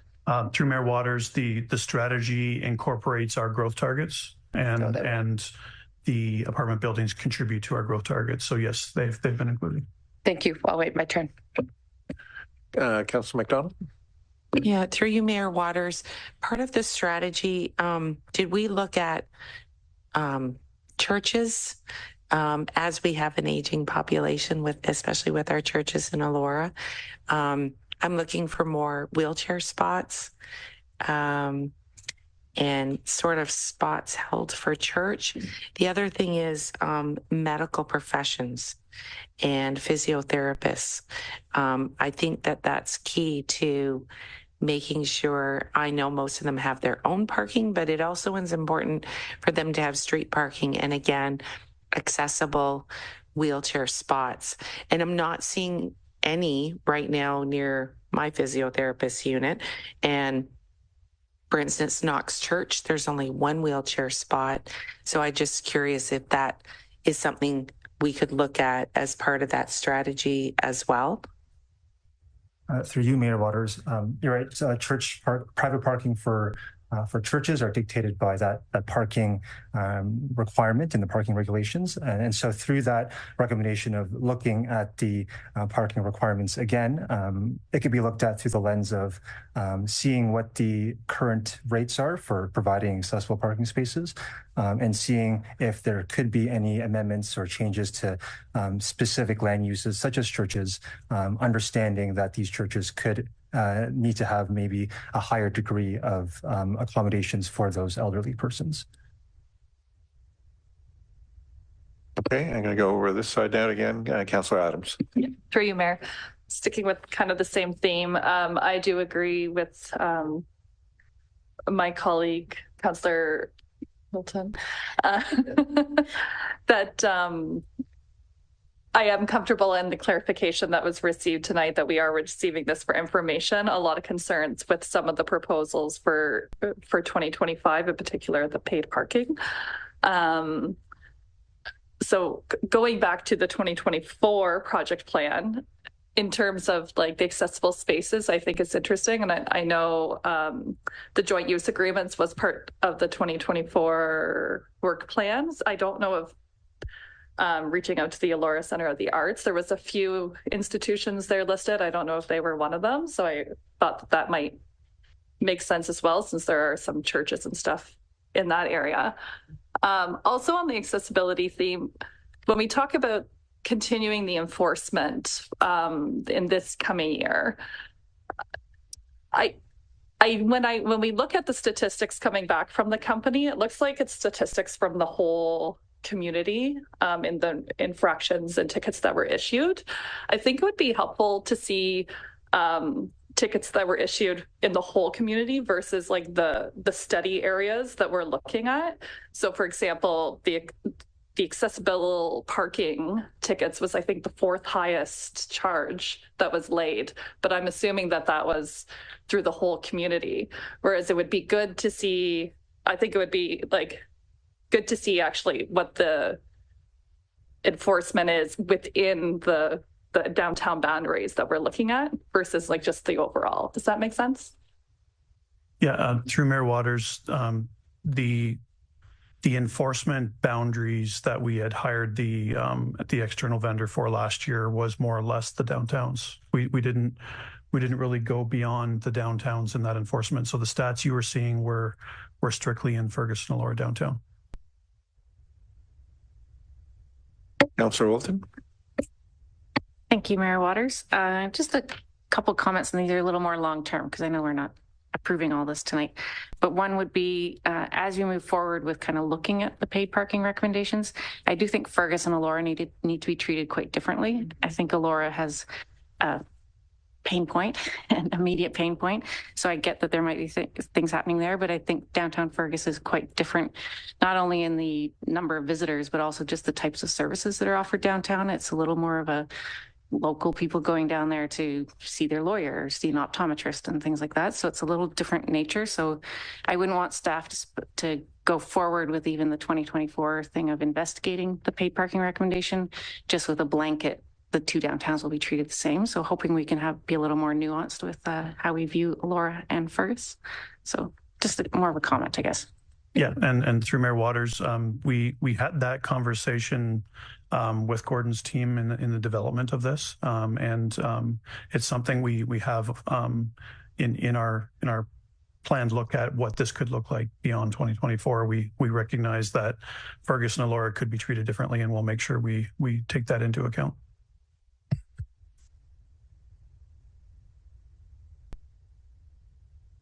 So I'll go back here. Thank you. We know our order. We're all waiting for our turn. Thank you for all of this. So I'm going to actually follow up on what Councillor Adams asked with regards to enforcement. So I'm curious, with regards to 24 enforcement, are we prepared to make that more during 24, regardless of whether it's us or county who are doing it? I feel like, more hours of the day, more days of the week, and certainly more areas, which of course I recognize also translates into the need for more staff or more resources to do that. But have we weighed out the cost versus of hiring more people to take care of that versus what we might gain as, I'll call it passive income. I'm not sure what we should respectfully refer it to, but if we're sitting there and people know we're only doing the downtown, or people know we're only doing 2 days a week or only during summer, I feel like we are doing a half effort. And I wonder if the numbers have been crunched around cost of more bylaw officers and what we could gain as a result of their work. Through Mayor Waters, we can take that into account when we look at how to implement 2024. But I think my concern is that, as Gordon had mentioned, we're trying to make parking a self-sustaining service, and to do that, we need more revenue. And to be honest, most of the revenue comes from paid parking.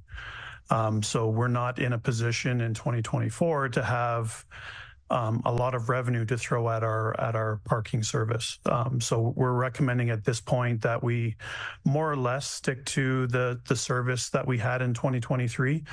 We may be able to expand the boundaries somewhat to our service, but we do not have funding to go beyond that until we start having a fulsome discussion around revenue coming in on the service. Councillor McDonald.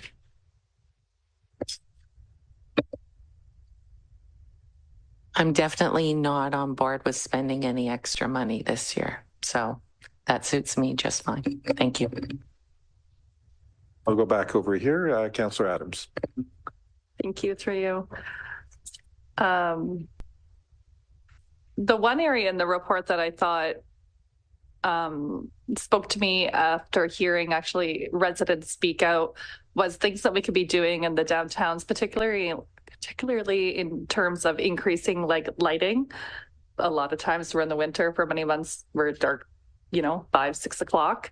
And, creating more inviting alleyways and stuff through lighting and stuff. I don't know if I actually saw that on the 2024 project plan. I feel like that is something maybe like that could be done. And I know like particularly in Fergus, I was hearing from residents talking about the poor lighting or lighting that was going out and taking time to be fixed and corrected and stuff. So I feel like some of those are a bit of low-hanging fruit that we could do to really improve those parking spaces that are there becoming more inviting for people to use. So I'm just looking for clarification whether that's in the 2024 work plan. Yeah. Thank you for the question. And through Mayor Waters, we do have capital dollars that were identified for 2023 to do electrical repairs to a number of our streetlights, particularly the St. Andrew Street, Breadalbin to Tower. We have capital to basically redo that the electrical connections between the lights. But I think point taken, definitely the decorative lights becoming maybe a little less reliable in downtown Fergus, and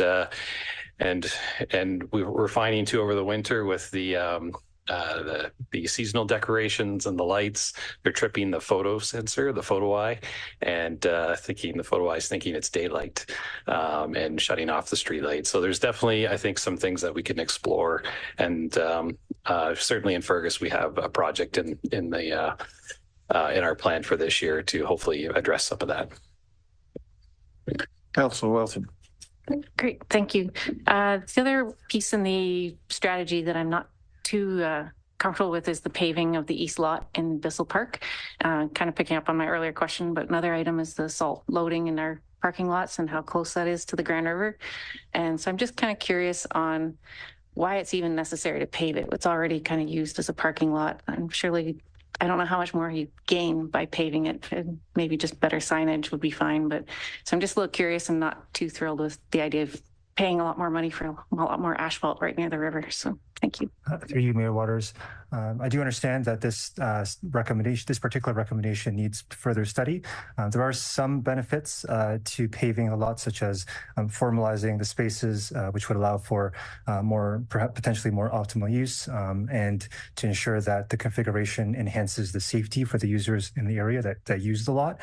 But again, I do also understand that there are some costs associated with that, both from an environmental perspective, increasing more hard surface, as well as financial costs. So I think that recommendation in particular requires some further study later on.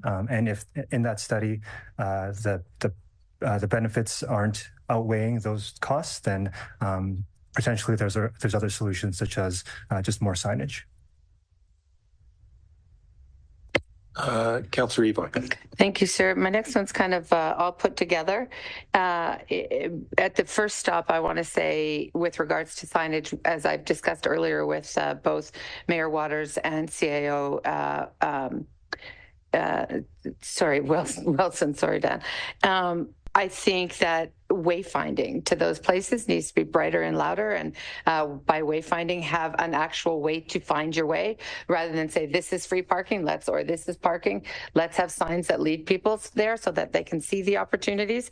And on that note, I think we need to better research potential partners in our community, including places like the Grandway and Casino, all kinds of potential partners, clinics that might be closed on the weekend, and other places where we can set up a partnership where we can actually use that space, even schools on the weekends where we can use that space for additional parking. But my question finally does come to you around, you mentioned in the report about reviewing existing lots and redesigning them. On an average, does that buy us more than 1 or 2 spots per space? Like how does that tend to unfold for us? Through you, Mayor Waters, it's difficult to understand how I guess how many spaces exactly that would improve the municipal parking supply. Generally, maybe you're looking towards 5 to 10 spaces per lot, but that's all pending design reviews and understanding the layouts of each specific lot. But again, this would be more of a, as someone mentioned earlier, it'd be low-hanging fruit, just looking at the design, not spending too much infrastructure dollars on developing new parking infrastructure, seeing what's out there today and trying to optimize that first before adding additional supply, which is more costly. Councilor Wilton. This is an easy one. I think this is for CAO Wilson, just in the 2024 plan, or maybe for Colin, just the timing of the new accessible and 15-minute spots. Just curious if that's like a spring 2024 thing that's going to happen, or July, August, or not till later in the fall.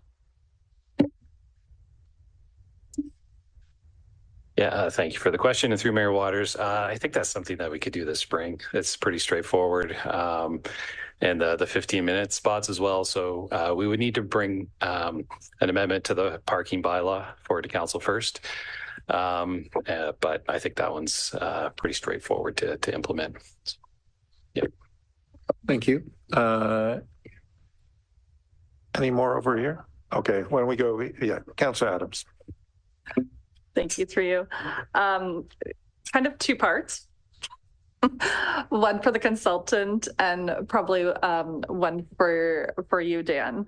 I was wondering if through the study, if it had been, there was a lot focused on paid parking and to working towards parking garages and the revenue needed for that. I was wondering if like private partnerships had been looked at that for future and getting it off kind of resident paid parking, as well as just simply up until that point, identifying additional parking space, like ideal locations for parking space, like parking lots. And then my question to Dan would be, there's been a lot of interest in this from the whole community, the BIAs, et cetera. Can you just talk a little bit about how we'll be continuing public consultation kind of throughout this process? Because this is a lot that's came here today and to digest for us and for everybody else in the community as well. Yeah, sure. Through you, Mayor Waters, in terms of the private agreements, that is one of the non-infrastructure recommendations that we definitely want to consider. Infrastructure is expensive, and we want to ensure that there's other ways that can be looked at first before developing the parking structures. And one of those ways is the shared agreements with the private users. In terms of the spaces, we didn't go so far into looking at exact parcels for additional parking infrastructure. What we did do is we identified the approximate range of what is required in terms of the parking lots and parking structures, and we've left it there at this moment. Just a clarification for that, not so much the agreements right now with like the private owners. Like I mean, like instead of in the long run, instead of a municipally run parking garage, having like a privately run parking garage, like a public-private partnership at that point.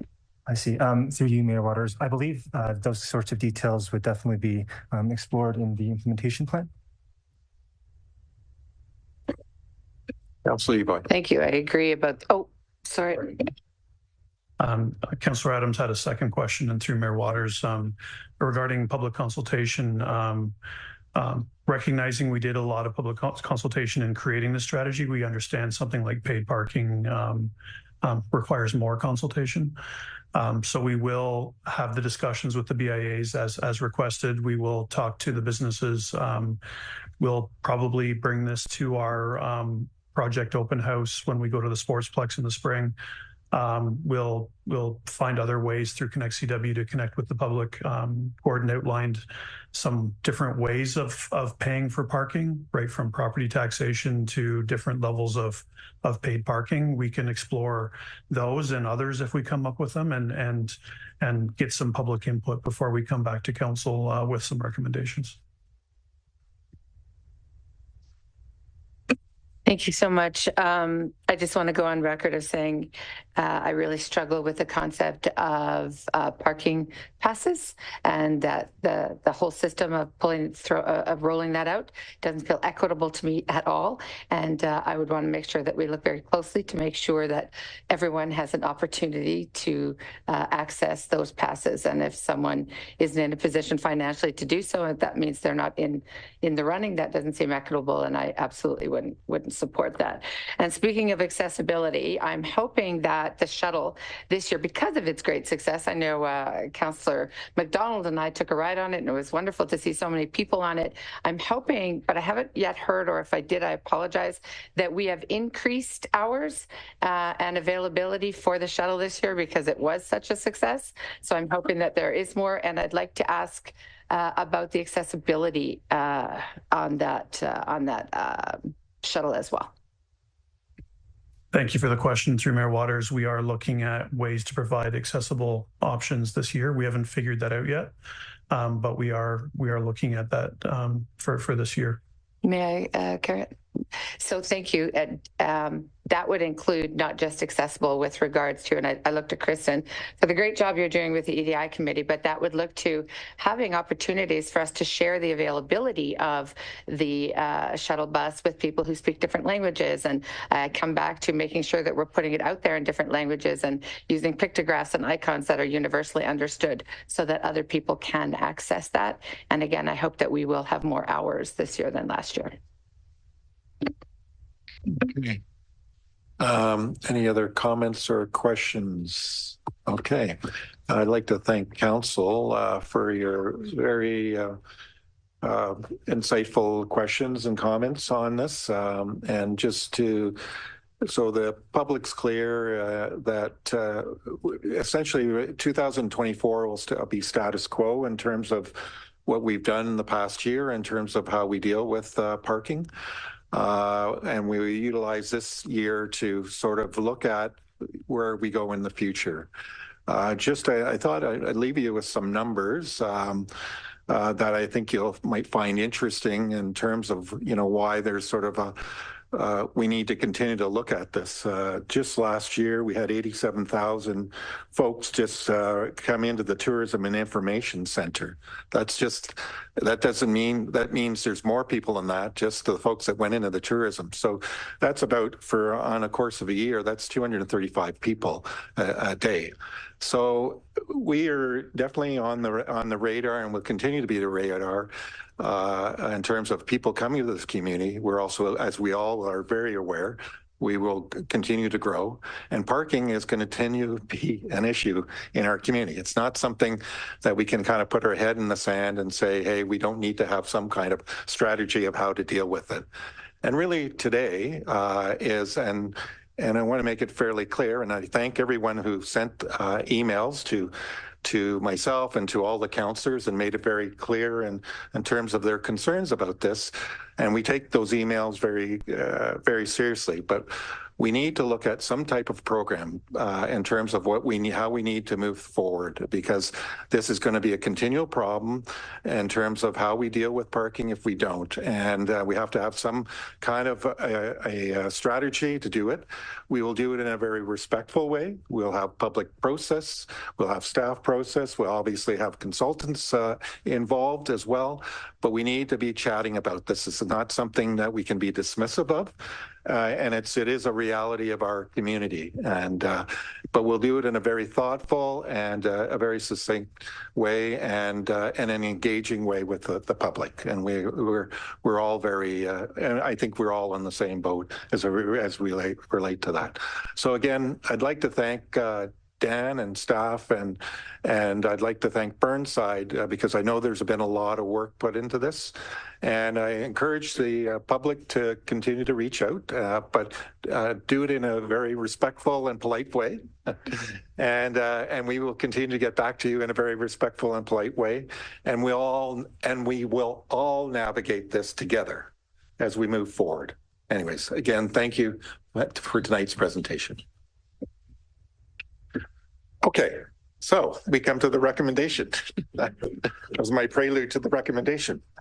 Recommendation that the Council of Township of Central Wellington receive the municipal downtown parking strategy report for information, and that Council directs staff to execute the proposed parking implementation plan for 2024, and that Council directs staff to investigate a parking enforcement administration system for 2024 outside the county process and report back with proposed solutions, and that Council give delegated authority to the Managing Director of Corporate Services and Treasurer to sign contracts and agreements related to municipal downtown parking strategy implementation in 2024 as outlined in this report, and that Council directs staff to prepare a report in conjunction with the 2025 budget process that will bring forward the municipal downtown parking strategy for the council adoption and outline parking implementation recommendation for beyond 2024.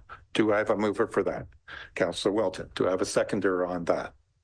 Councillor McDonald. Any further comments or questions? Yes. Just looking for clarification to be sure that somewhere in there before we get a report from the staff on 25, that we implement some of the things we discussed tonight, i.e. public consultation and consultation with BIAs.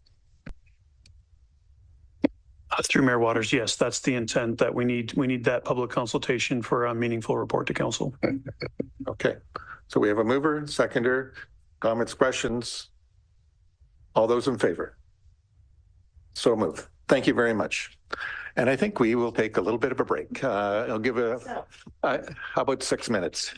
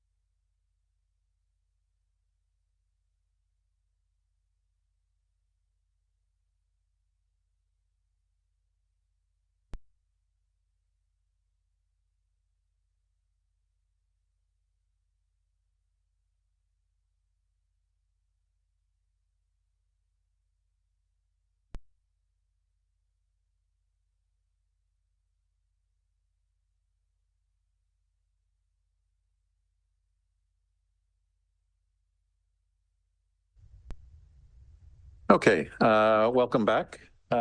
We are now moving down to item 8.2, municipal cost environmental assessment study, preliminary preferred alternative for bridges 1P, 28P, 30P, 32P, and 33P. And we have a report from Adam. Hello, Adam.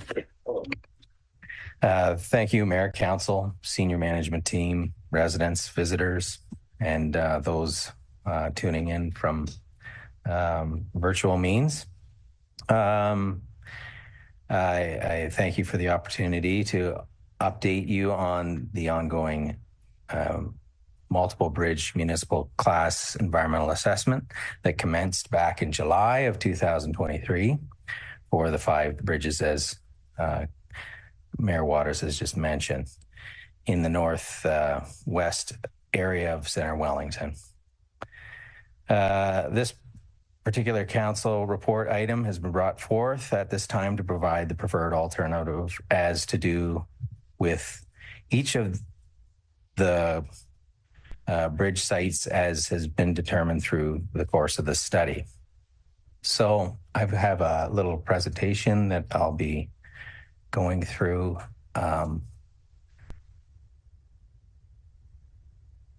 Which is coming up momentarily. And waiting in the wings here, if there are some technical questions, I have some support from Andrew Dawson, who has been on our team. And he can join us virtually if required towards the end of the presentation. At any rate,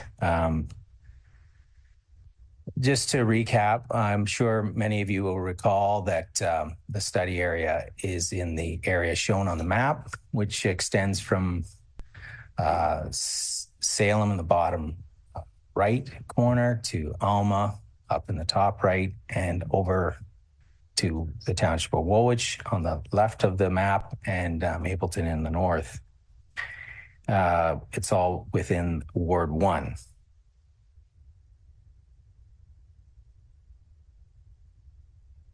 So through the municipal class environmental assessment prescribed this process, there's a number of different phases along the way that we need to achieve in order to fulfill these requirements.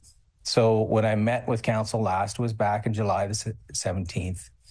And since that time, we've advanced through quite a number of phases to do with public consultation and working with area stakeholders, which I'll speak to in a moment.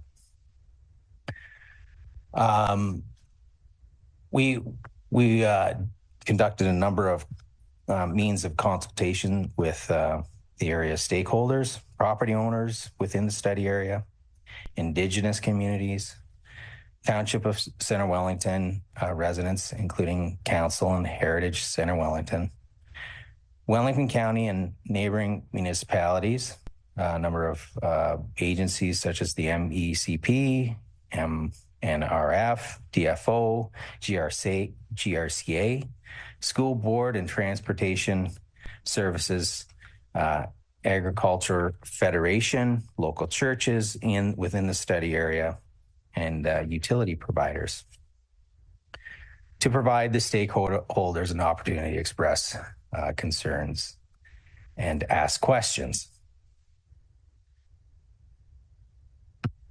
So what did we hear? We heard about some of the existing problems with having so many structures closed in that study area.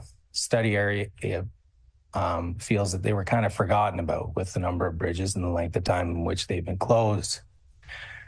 The study area is lacking an east-west connection on our township roads, and slow-moving vehicles are required to use county roads as opposed to less congested and safer to use roads for slow-moving vehicles. The emergency personnel are experiencing delays reaching their destinations because of the closures. And there's been privately constructed infrastructure that's been used by the public as a result of the closures.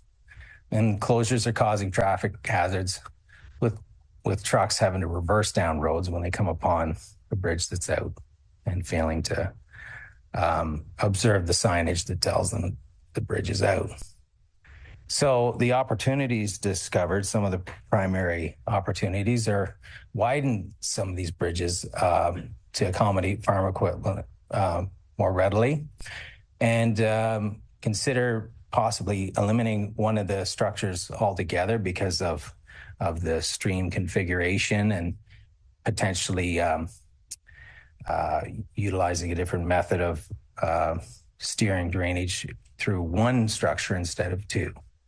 And another opportunity is to consider using potentially low-level crossings where possible. So we explored many of these things. So alternative solutions, there's 8 different solutions comprised of different alternatives of removing and replacing some or all of these bridges. So I'm not going to go through each and every one of these, but there's quite a number of different alternatives that were explored. And so you have all these 8 different alternatives. How are they evaluated? There are 5 separate spheres of evaluation criteria that were used to evaluate, the importance or different needs of each of these structures. So primarily the transportation, economic, structural, technical, the natural environment, and the social, cultural needs of that area of each of these structures. And through that, there was a scoring matrix that determined the different levels of importance for each of these structures and how it fits into that study area and the local environment. So after all this evaluation has occurred, the preferred alternative now is to replace 3 of the 5 structures and remove and decommission 2 of the sites entirely. So because they're numbers, it's hard to understand what they mean, 28P and 32P and 33P. I'll maybe just back up to the map real quick to provide an understanding of where in the world they are. So the 2 locations that are to be reopened are on Noah Road, in the bottom right of the screen. That's where 2 of the structures are. And the third one is 28P on Side Road 11, meaning that Side Road 5 and Side Road 5W, both those structures would be closed indefinitely.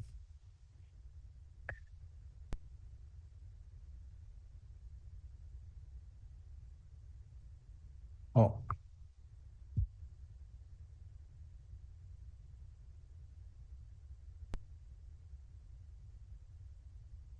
I'm going to just go back one. Just a little further reference to the preferred alternative. So what that's going to do is it opens the connectivity for the local Mennonite community as one thing. There's a local church and improved access for horse and buggy travel for a lot of the residents in that area. It provides an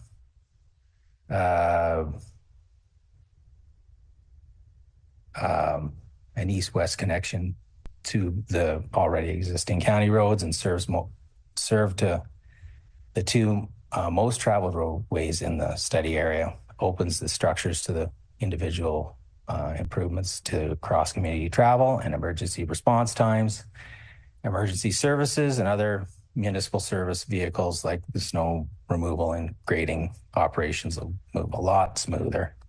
And there is a lot of commercial, agricultural, and institutional sites within that study area that'll all be benefited by opening these 3 structures. What I have on this slide is just a concept design of what the replacement structure might look like at the site on Side Road 11. It'd be more of a typical concrete bridge design This has been commonly used in a number of our replacements in recent time. And at the other site, which combines two river crossings, one of the replacement styles would be a box culvert type of small diameter bridge unit. And then where there's much greater crossing and higher flows of water, a more typical bridge would be the replacement that would be preferred at that site. So now that we have got to this milestone, and how will these preferred alternatives impact our bridge replacement plan? Well, right now our 2024 budget includes design for the structures to be replaced on Noah Road. So we'll be able to move forward with that. And the construction has already been budgeted, or it shows in our 10-year capital plan for our bridge plan as in 2027 for the replacement of those structures, if we're able to stick to that through our own ongoing budgets. And finally, the Side Road 11 bridge. Now it has been lingering out in the future, 2033, but now that we've conducted this study, there's going to be an opportunity to understand that some of the structures that will no longer be replaced will influence the entire matrix of replacement strategies, and where the structures and different rehabilitations and so on will occur in our 10-year capital plan where the funding allows. So hopefully when we revisit our 10-year capital plan, we'll be able to see an opportunity to move this structure on Side Road 11 closer to the current year. So, and finally is an opportunity for some questions. We have myself and working remotely is Andrew Dawson. Again, if there's any particular questions about the study or the alternatives that you wish to visit, I'd be happy to answer at this time. Okay, thank you, Adam. Comments, questions? Councillor McDonald. Through you, Mayor Waters, thank you so much. Yes, they're all in my ward. I attended both the public meetings and they were very well done. And I've never seen such a large group of farmers collaborate so well to talk about, could we take this one out? Could we keep this one? I really did learn a lot from them. The key takeaway for me was, and you highlighted that, was the emergency plans. How do our ambulances get to our farmers? And they haven't been. And I heard some pretty terrible stories about how they didn't get to some of the farms. The other key takeaway was we're going to get some of our large tractors off the main roads so they can get to their farms. So there was a lot of collaboration. And can you just highlight to me again, which was the one where we're just going to do the culvert? Was that 28P?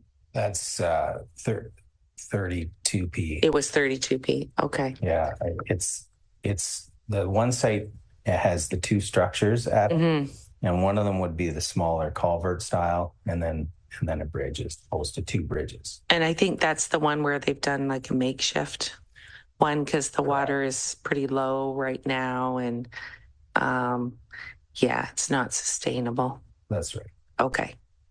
I just wanted to check on those. And then financially, we are covered to do this in our bridge master plan.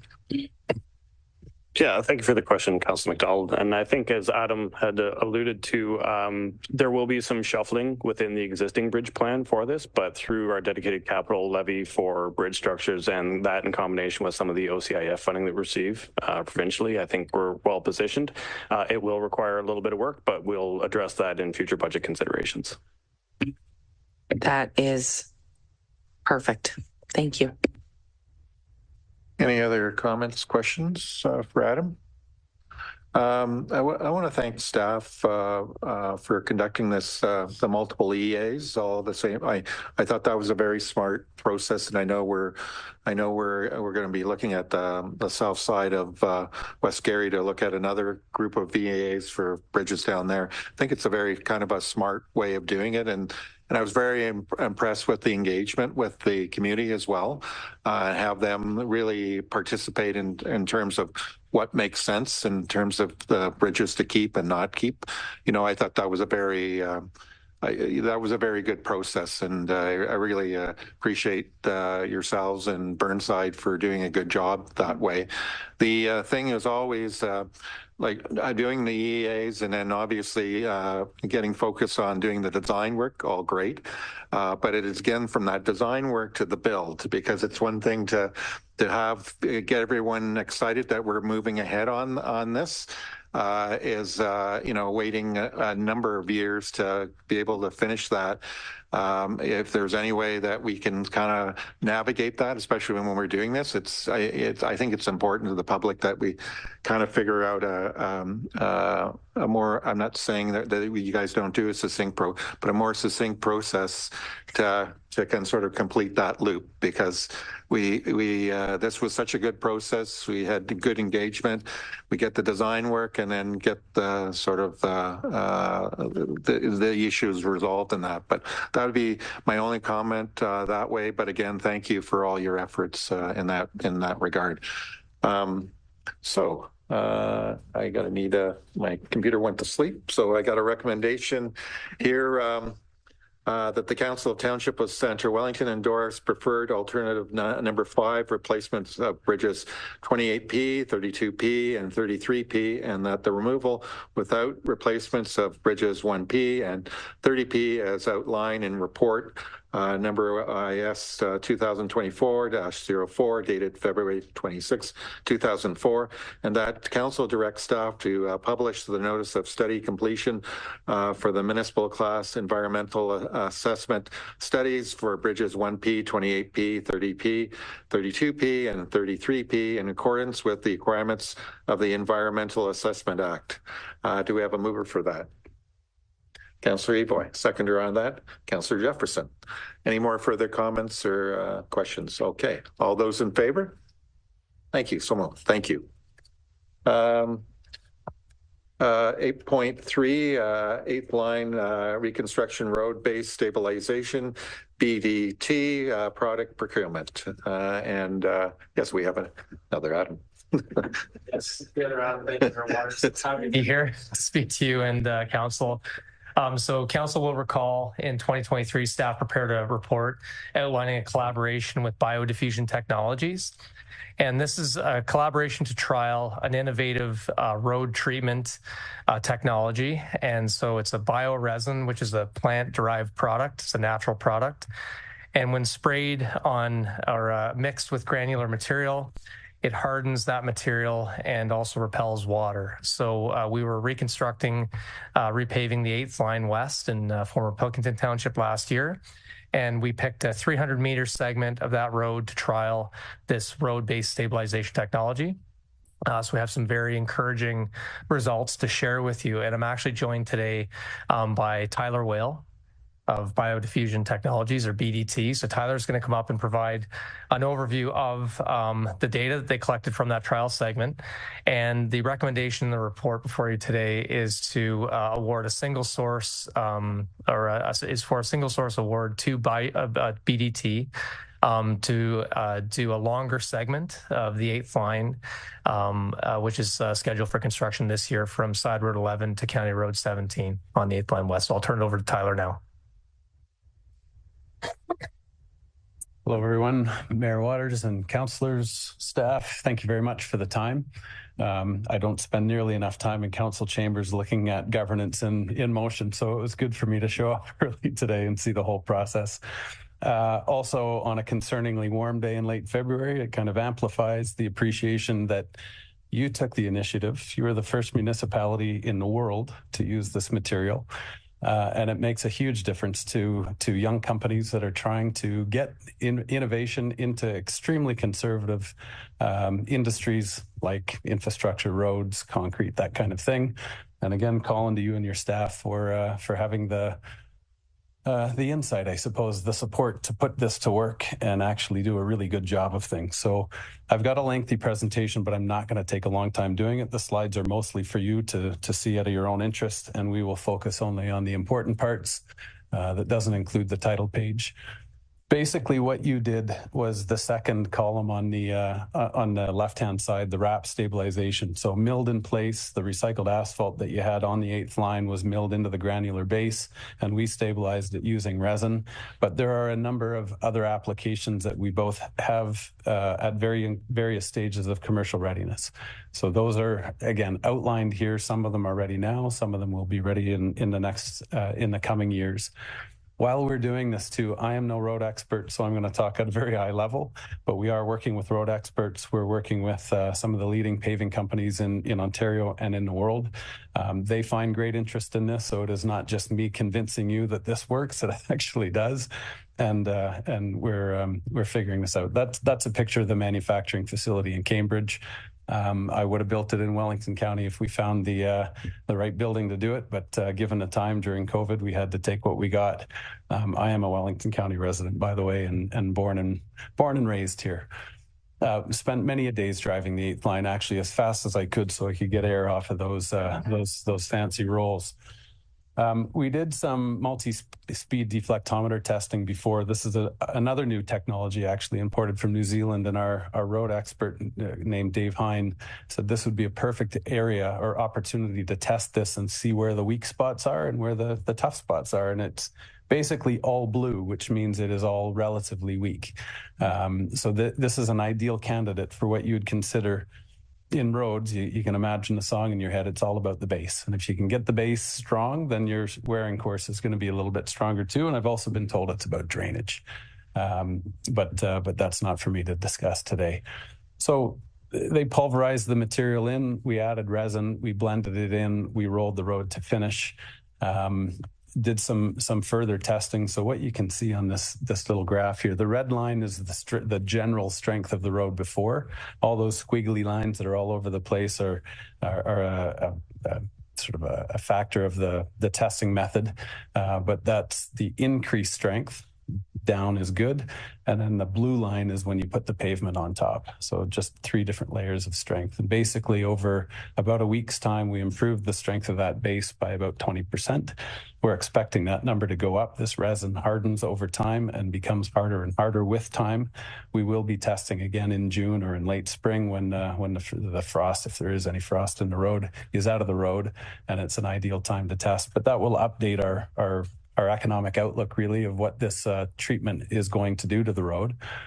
And really a lot of lessons were learned. One is we don't have to treat this resin with as much care as we did in the 23 trial. We gave it 7 days to cure. We can go ahead and pave on day 1. So that was a real improvement, I suppose, in our knowledge and data of the resin. Won't slow things down.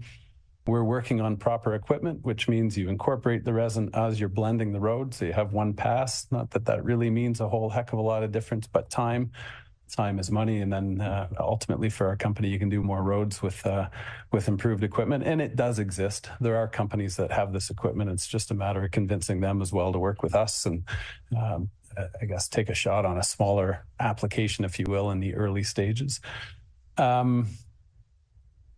So single pass pulverization. And then the resin increases in strength over time. So that 18 to 20% number that you're getting should be somewhere in, we're estimating at this point, 25 to 30% strength increase by 2024.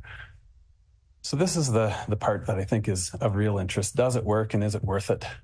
So if you're just doing the treatment that was planned for the 8th line, and again, these numbers are coming in bulk terms from your staff members, to pulverize, add the granular, just do a rebuild of that road, it would be about $360,000 per kilometer.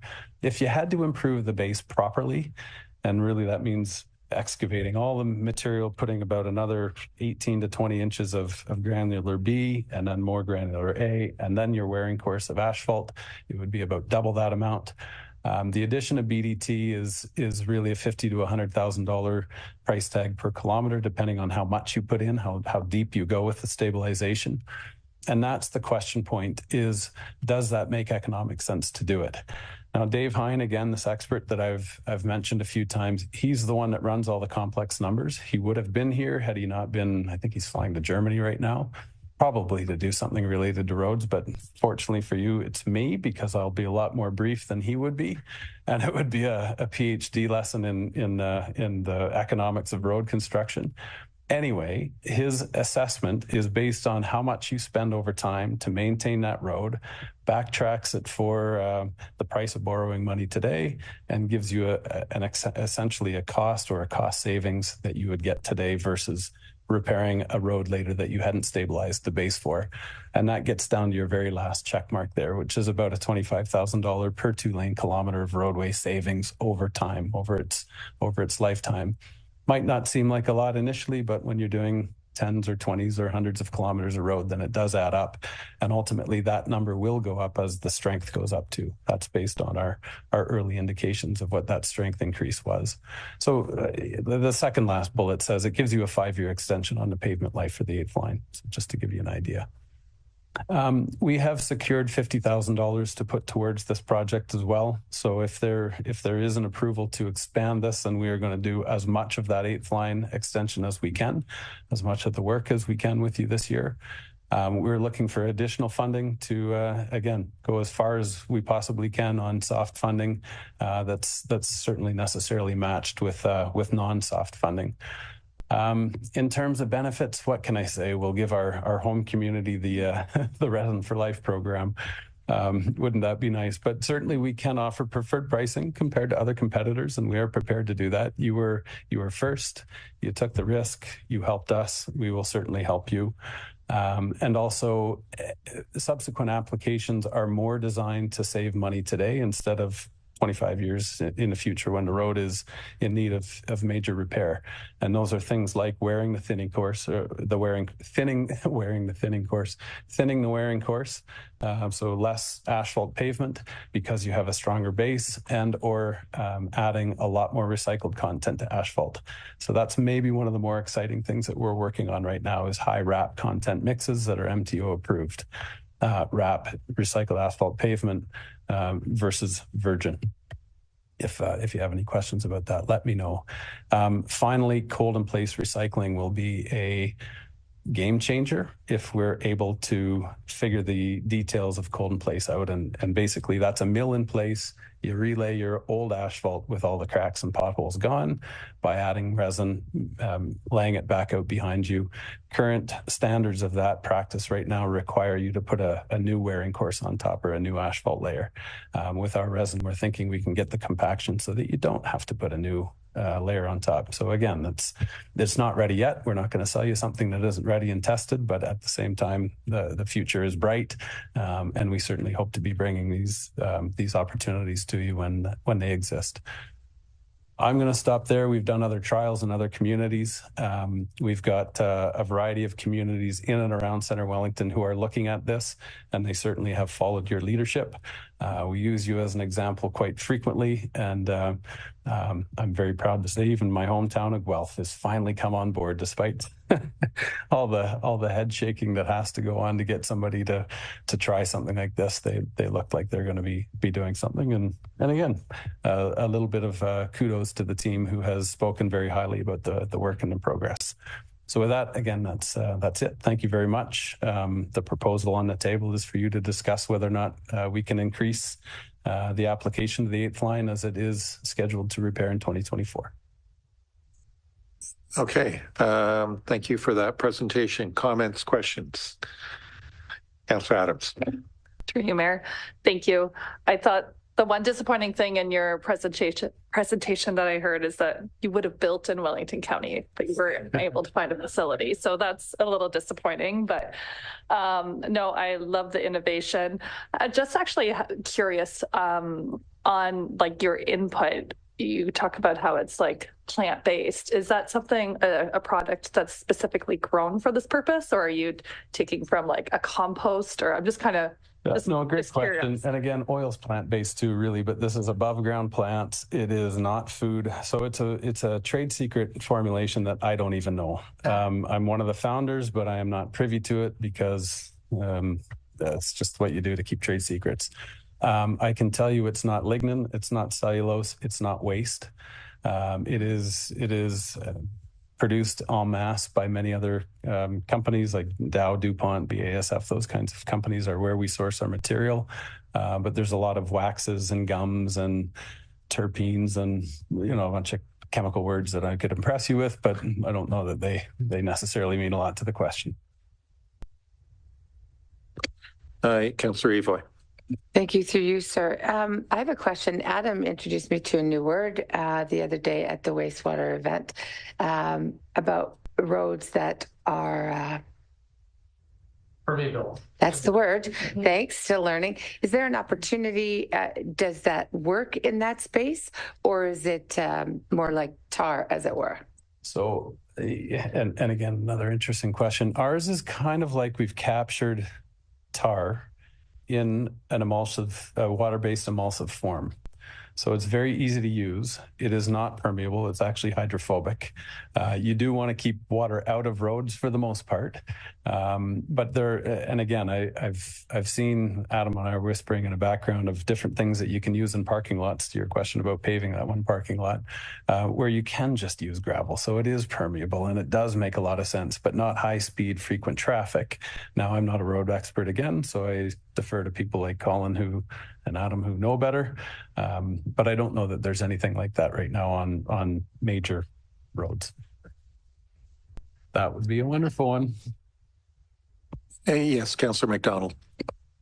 Through you, Mayor Waters. I have found this whole process interesting. After I went to the Good Roads Conference and then I heard we were going to be doing this, I thought it was very cool. Do we have an idea about, in the wintertime, the holes in the road, the potholes that we love so much? Does it help with that or prevent it more? Are you asking me, Lisa? I'm probably going through even you to Adam there. Yeah, sure. I get that. Or Colin. Or Yeah, so great question, Councillor McDonald. Thank you, and through the mayor. So what this technology does is it makes the road base more, it makes it stronger, which then reduces the amount that the pavement is flexing and deflecting and cracking, and those cracks and deflections are what cause potholes. So this, so by hardening the road base, it's hopefully preventing the formation of potholes in the pavement. In a lot of places, they use cement powder in gravel roads to harden bases. So we don't tend to use that practice here, I don't believe. And we do have a pothole treatment that we're working on as well, both working with existing materials like cold patch, but also working with much cheaper materials like your asphalt that you've already invested in. So just using ground up asphalt, old asphalt, to fix potholes, and we've had some trials ongoing for about a year now, and they're looking great. Councillor Wilton. Thank you, Mayor Waters. Tyler, nice to see you again. Just curious, something we want to do in Center Wellington is a lot of active transportation, and we're going to have a big study later this year and want to really increase our active transportation cycling network and pedestrian network. Do you see an application that might be more cost effective with your technology to kind of create that network of trails through Center Wellington? So we're talking paths and that kind of thing? And multi-use paths. I love that idea. And all I can imagine right now, I've tried to communicate with golf courses. And again, industries are, they're difficult to break into. And as a startup, the issue that we have is we've got to focus on the markets that are going to bring us the most likely. now that's roads and mining. While we have spoken to people about paths, it would be about incorporating it into the path. So how they currently make those paths, I don't know if there's something that, so our resin can't just be irrigated on top. It needs to be dug into 3 dimensions. And we're talking like a simple bike path, walking path, maybe 2 inches, but still it's not just a surface treatment. Nor does it compete with calcium chloride or things like that for dust prevention. If you treat the road to depth, what we're trying to do is glue together your aggregate. Dust is your road flying away, and all the little rocks that are marbles now and cause the skidding, and they fly off into the ditches, and then you add more road to it, basically. So we're trying to glue all of that together, remine the existing pathway. But yes, we could do those kinds of things. We just need to find the equipment.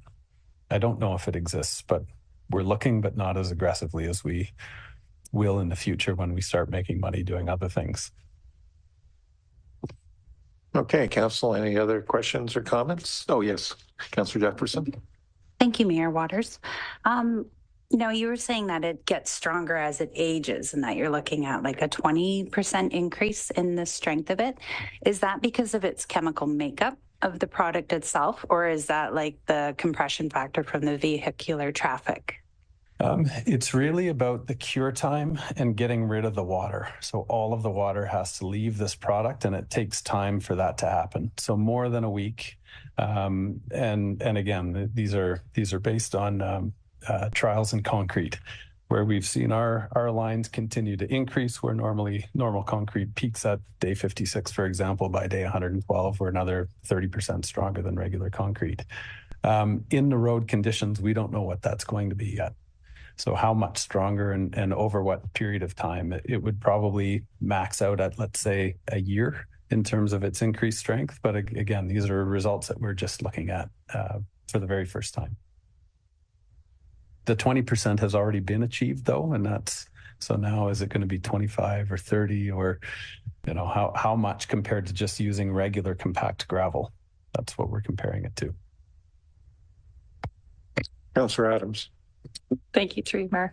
My assumption is an Adam may be best to answer this question, but just like a quick review of the traditional method costing versus this costing. I know it said over time this will probably save us around $75,000, but going back, if we were going to do this the traditional way, obviously there's a lot of benefits to it, but again, just curious on the traditional costing.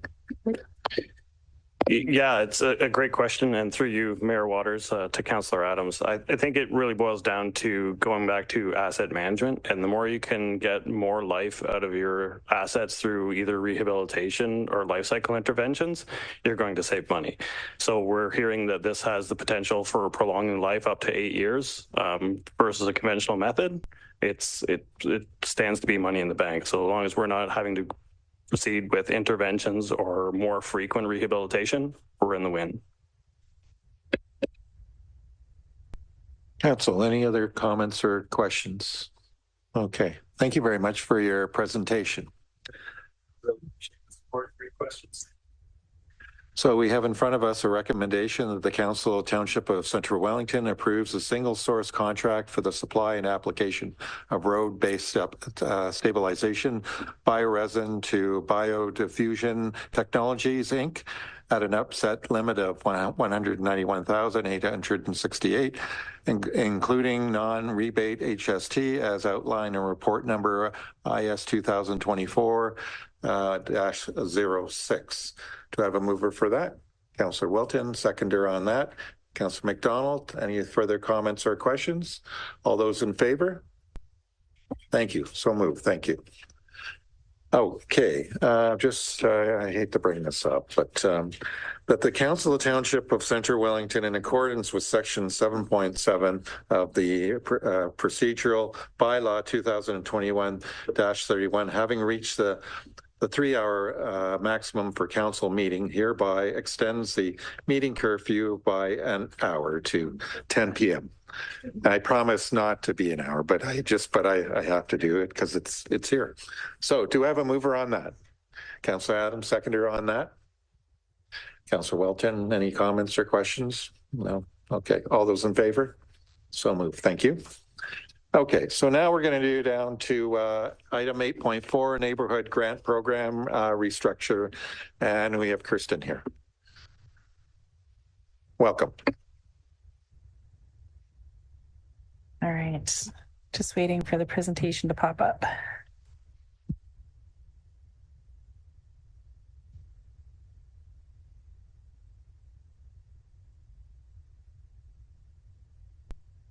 Okay. Through you, Mayor Waters, since 2022, Council has awarded 18 neighborhood grants for a total of $18,000. And the purpose of that grant was to build a sense of community, engage residents, reduce the sense of isolation, and enhance community connectivity as we came out of the global pandemic. Staff are proposing a new pilot project with the same intent but a wider reach called the Community Connect Project. This project feeds into the activity, health, and wellness goal of the strategic plan and aims to create an inclusive and accessible community. It will foster youth safety and youth voices and will encourage and appreciate volunteerism. There's a lot of great organizations who are spending resources to try to recruit much needed volunteers with varying success. We know our population is going to grow, but we keep hearing residents say that they want to keep the vibe of our small town. They want to continue to feel connected with each other, engaged in our local causes, be active, and have purpose. The benefits of volunteering in our local festival and events, service clubs, and social profit organizations are plenty. A more engaged community leads to a sense of purpose, inclusiveness, safety, and being appreciated. However, engaging volunteers is increasingly challenging. And the signs are all there. We heard just before Christmas how CW Rotaries Club announced that they will be dismantling this spring. Our own community impact grant applications all sent messages that they need support to recruit the volunteers that they depend on. We are seeing service clubs pull back from traditional roles with the township because they don't have the people that they need to execute anymore. And we see the work fall back on the staff of not-for-profits and employees having to do more with less people to help them. So we have a 4-part plan for 2024. Staff would start a social media campaign to highlight relatable, real-life volunteers, talking about how they volunteer, why they volunteer, where they volunteer, and how volunteering has impacted them. The goal would be to appreciate volunteers and have someone relate and get involved as a result of hearing their story. Staff would also work with organizations that have a space to amplify their voice on a series of open houses of different causes, driving people in their doors for tours, conversation with existing volunteers, education, and hopefully new volunteer signups. These 2 efforts would lead into 2 events that would be hosted by the township. The first one is a new resident reception, and the second is a volunteer fair. The new resident reception would be on September 19th at the Sportsplex and would partner with the County of Wellington and the Chamber of Commerce. The County of Wellington, through their settlement services team, brings a lot of value to this table, not only in funding for translation services, transportation, and refreshments, but also knowledgeable teams to inform new residents about waste pickup dates, how new Canadians get driver's licenses, how to get on the daycare wait list, and so much more. The Chamber recently launched their Welcome Home directory to help new residents know what they can get in our community without leaving town. And then, of course, the township would be there to connect new residents to programming for their children, aging parents, and everyone in between. We'll tell them about our very busy theater and dates for upcoming mayor's town halls. This event will also have various community ambassadors of different ethnicities to help welcome new residents and get them connected to the groups of people that share the same traditions, languages, and cultural celebrations. The second event is the volunteer fair to be held in October. And this year, we can host up to 40 vendors or organizations who are desperately needing volunteers to help keep their organizations running. The secondary goal is for the community to know what services we have right here, so when times are hard, they know who's there to help them. This event would be a trade show style with booths, and my team would work with the high school to get students down in the afternoon to see how they can spend their 40 hours and build the resumes for employment or post-secondary applications. And then in the evening, the event would be open to the public. There would be a small investment for organizations to participate as one of the 40 organizations, but with the township leading the marketing and investing staff time, we're confident that they will see a benefit to participating. In 2025, we could increase this event to accommodate up to 90 organizations if they're interested. There are many ways that we can build on to the Community Connect project in future years. Increasing the frequency of the new resident receptions and volunteer fairs is one way, but we can also add in contests, surveys, feedback forums. We can host an Ask Me Anything webinar if there was interest, and even build a sense of community achievement by celebrating milestones of people new to our neighborhoods. We could also look at offering training opportunities to strengthen not-for-profits and service clubs that our township staff are given when it doesn't impact the cost. For example, if we have a diversity training session online and it doesn't cost us any more to add people, we could open it up to a few organizations that would otherwise never have the budget to book that trainer. So in budget deliberations, council allocated $5,000 to the neighborhood grant program. We're asking to allocate that $5,000 to this Community Connect pilot project, and then top up another $3,300 for a total of $8,300 from the reserve fund being held for the neighborhood grants. The largest cost of this project is around communication, because we cannot rely on our traditional forms of communication solely. We will need to get creative and grow our inventory of methods, for example, signage in different languages, as we go along. Open for any questions. Thank you. Comments, questions? Councillor McDonald. Through you, Mayor Waters. Thank you very much. This is interesting. I like it.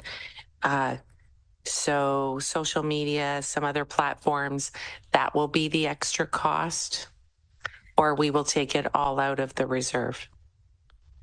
So through you, Mayor Waters, the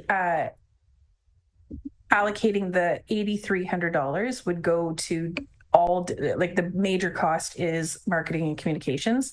So we're looking at doing mobile signs. We're looking at doing lawn signs. Okay. We're doing, there's things that we don't normally do. We would still use radio and newspaper, like our normal methods, but we would have to build on top of that and do it in different languages. Okay, that's cool. Councillor Evoy. Yes, thank you. Through you, sir. Thank you. I know for me, one of the most important things that we discuss at our committee is language. And I hear you, and I appreciate that you're addressing that. And I'm looking at some of those costs, maybe going into, as we've discussed before, looking at platforms in other languages. So to use our social media is not going to serve. So we want to make sure that we hit those magazines and those periodicals and those platforms in other languages so that we can actually reach the newcomer who doesn't speak English or who doesn't access our traditional platform. So huge thanks. It's great work. And I really appreciate that what we've been doing at the EDI committee. You've heard.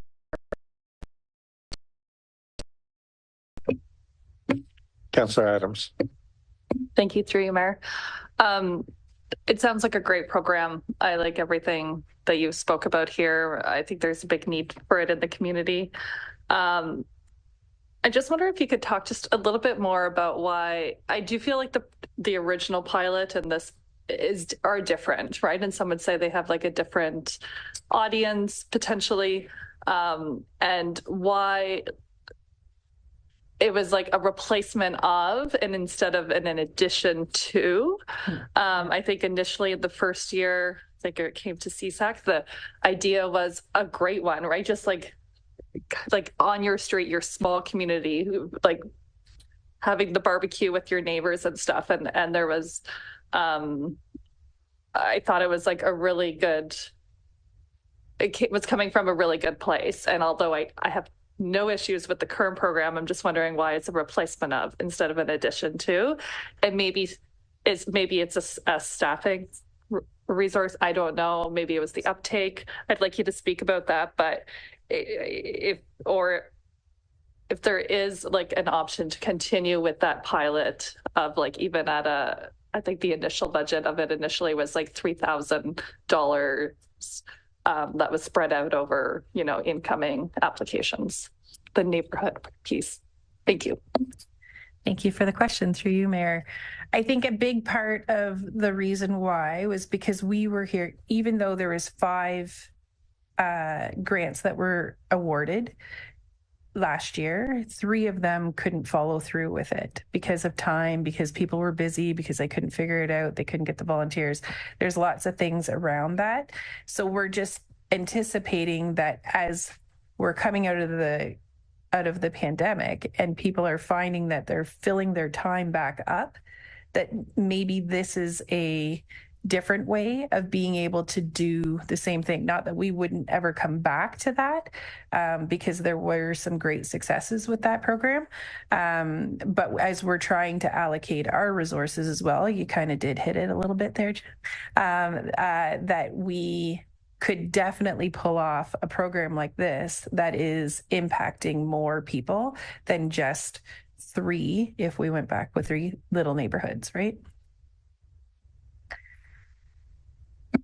Thank you. That does make sense. I do like hearing that, like, it doesn't mean that we can't come back to it. Because I think initially when Kendra presented us, there was lots of different options out there in communities. And there was even like kind of mini grant programs, right? Where it didn't have to be so big that you needed all those resources. It could literally be pulling a barbecue into your street and having a barbecue with your neighbors. So I wonder if like we could build into the recommendation perhaps that like it kind of comes back after the pilot back to council again, so that it's an opportunity to kind of see how that's gone and whether there's, other things we may want to either bring back or something new. Yeah.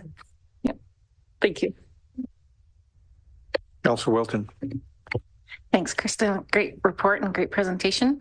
Just on the CW Connect Fest, you have the main goal is volunteer recruitment, which I get, that's great. And then the secondary goal is to help community members know what services are out there, which is also great. I'm just wondering if we can add in a third goal is to help newcomers feel welcome to the community so that it becomes a intentional part of the event. There might be different ways to engage different groups in that, but just that you have those kind of 3 goals to bring in there. That I think just a minor thing, but yeah, you probably intend that, but I think it just needs to be articulated right in there. Thank you. Thank you.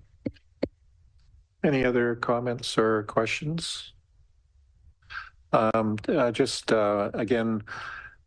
this program initially emanated out of the pandemic, and I thought for Council of the Day and staff of the day, that was a very forward thinking of how to engage the community given sort of where everyone was locked up. And I did go, I know myself, and I know I saw some of you guys at some of these events, even pre us coming on to council. And I thought it was great to have the community come together that way. So looking forward to some of these changes and whatever we can do to continue to engage the community. I think it's really important. It really speaks volumes in terms of how we look at each other and how we treat each other. And it's also important to engage our community and feel like they're part of the community. So these programs are really important. And so again, thank you for all your efforts on that. Yes, comment. Just one other quick comment. You're probably already aware of this, but the Rural Ontario Institute just released a number of fact sheets, and one of them is languages spoken in rural communities in Ontario. So you've probably seen it already, but telling you nothing you don't know, already know. Councillor Evoy. Thank you through you. So I'm just going to make a final point that Kristen and Devlin are both acutely aware of. Let's remember what inclusion actually means. It doesn't mean adding a seat to the table. It means giving up our own seat and inviting them to take it. And I think that's what you're doing. And I'm so excited about it. I just can't say it enough. We are actually moving forward in this, and it's good. Any other comments, questions? Okay, I have thank you again for that presentation. And we have a recommendation that the Council Township of Central Wellington approve the Pilot Community Connect program for 2024, and then Council direct staff to rename the Neighborhood Grant Program to the Community Connect program and approve a budget increase to the total of $8,300 for 2024. Do I have a mover for that? Do you have a friendly amendment? Propose Yep. an amendment to add that it come back to council for review after its initial pilot, or report back to council after its initial. Don't we normally do that, though? Through the mayor, the way it's written now, it's a pilot program for 2024, so we would have to bring it back. Okay. That's fair enough. Yep. Okay. Did we have a mover for that motion? Okay. Someone would like to move that then? Councillor McDonald, do we have a seconder on that? Councillor Wilton, any further comments or questions? Okay. All those in favor? So moved. Thank you. Bylaws. Notice of motions. There's no notice of motions. No motions where notice have been given. Confirmatory bylaw. Okay, so a bylaw to confirm the actions of council. Recommendation that bylaw 2024-09 to confirm the proceedings of council at its meeting held February 26, 2024 be introduced a first, second, and third time and passed in open council. Do I have a mover for that? Councillor Wilton, seconder on that. Councillor McDonald, any further comments or questions? Seeing none, all those in favor? Thank you, so moved. And then do I have a motion to adjourn? Councillor McDonald, seconder on that. Councillor Adams, thank you for that. Any other further comments as adjournment? No, okay, so yeah, seeing none, all those in favor? So moved. Thanks again for everyone. Thanks for participating and good dialogue tonight.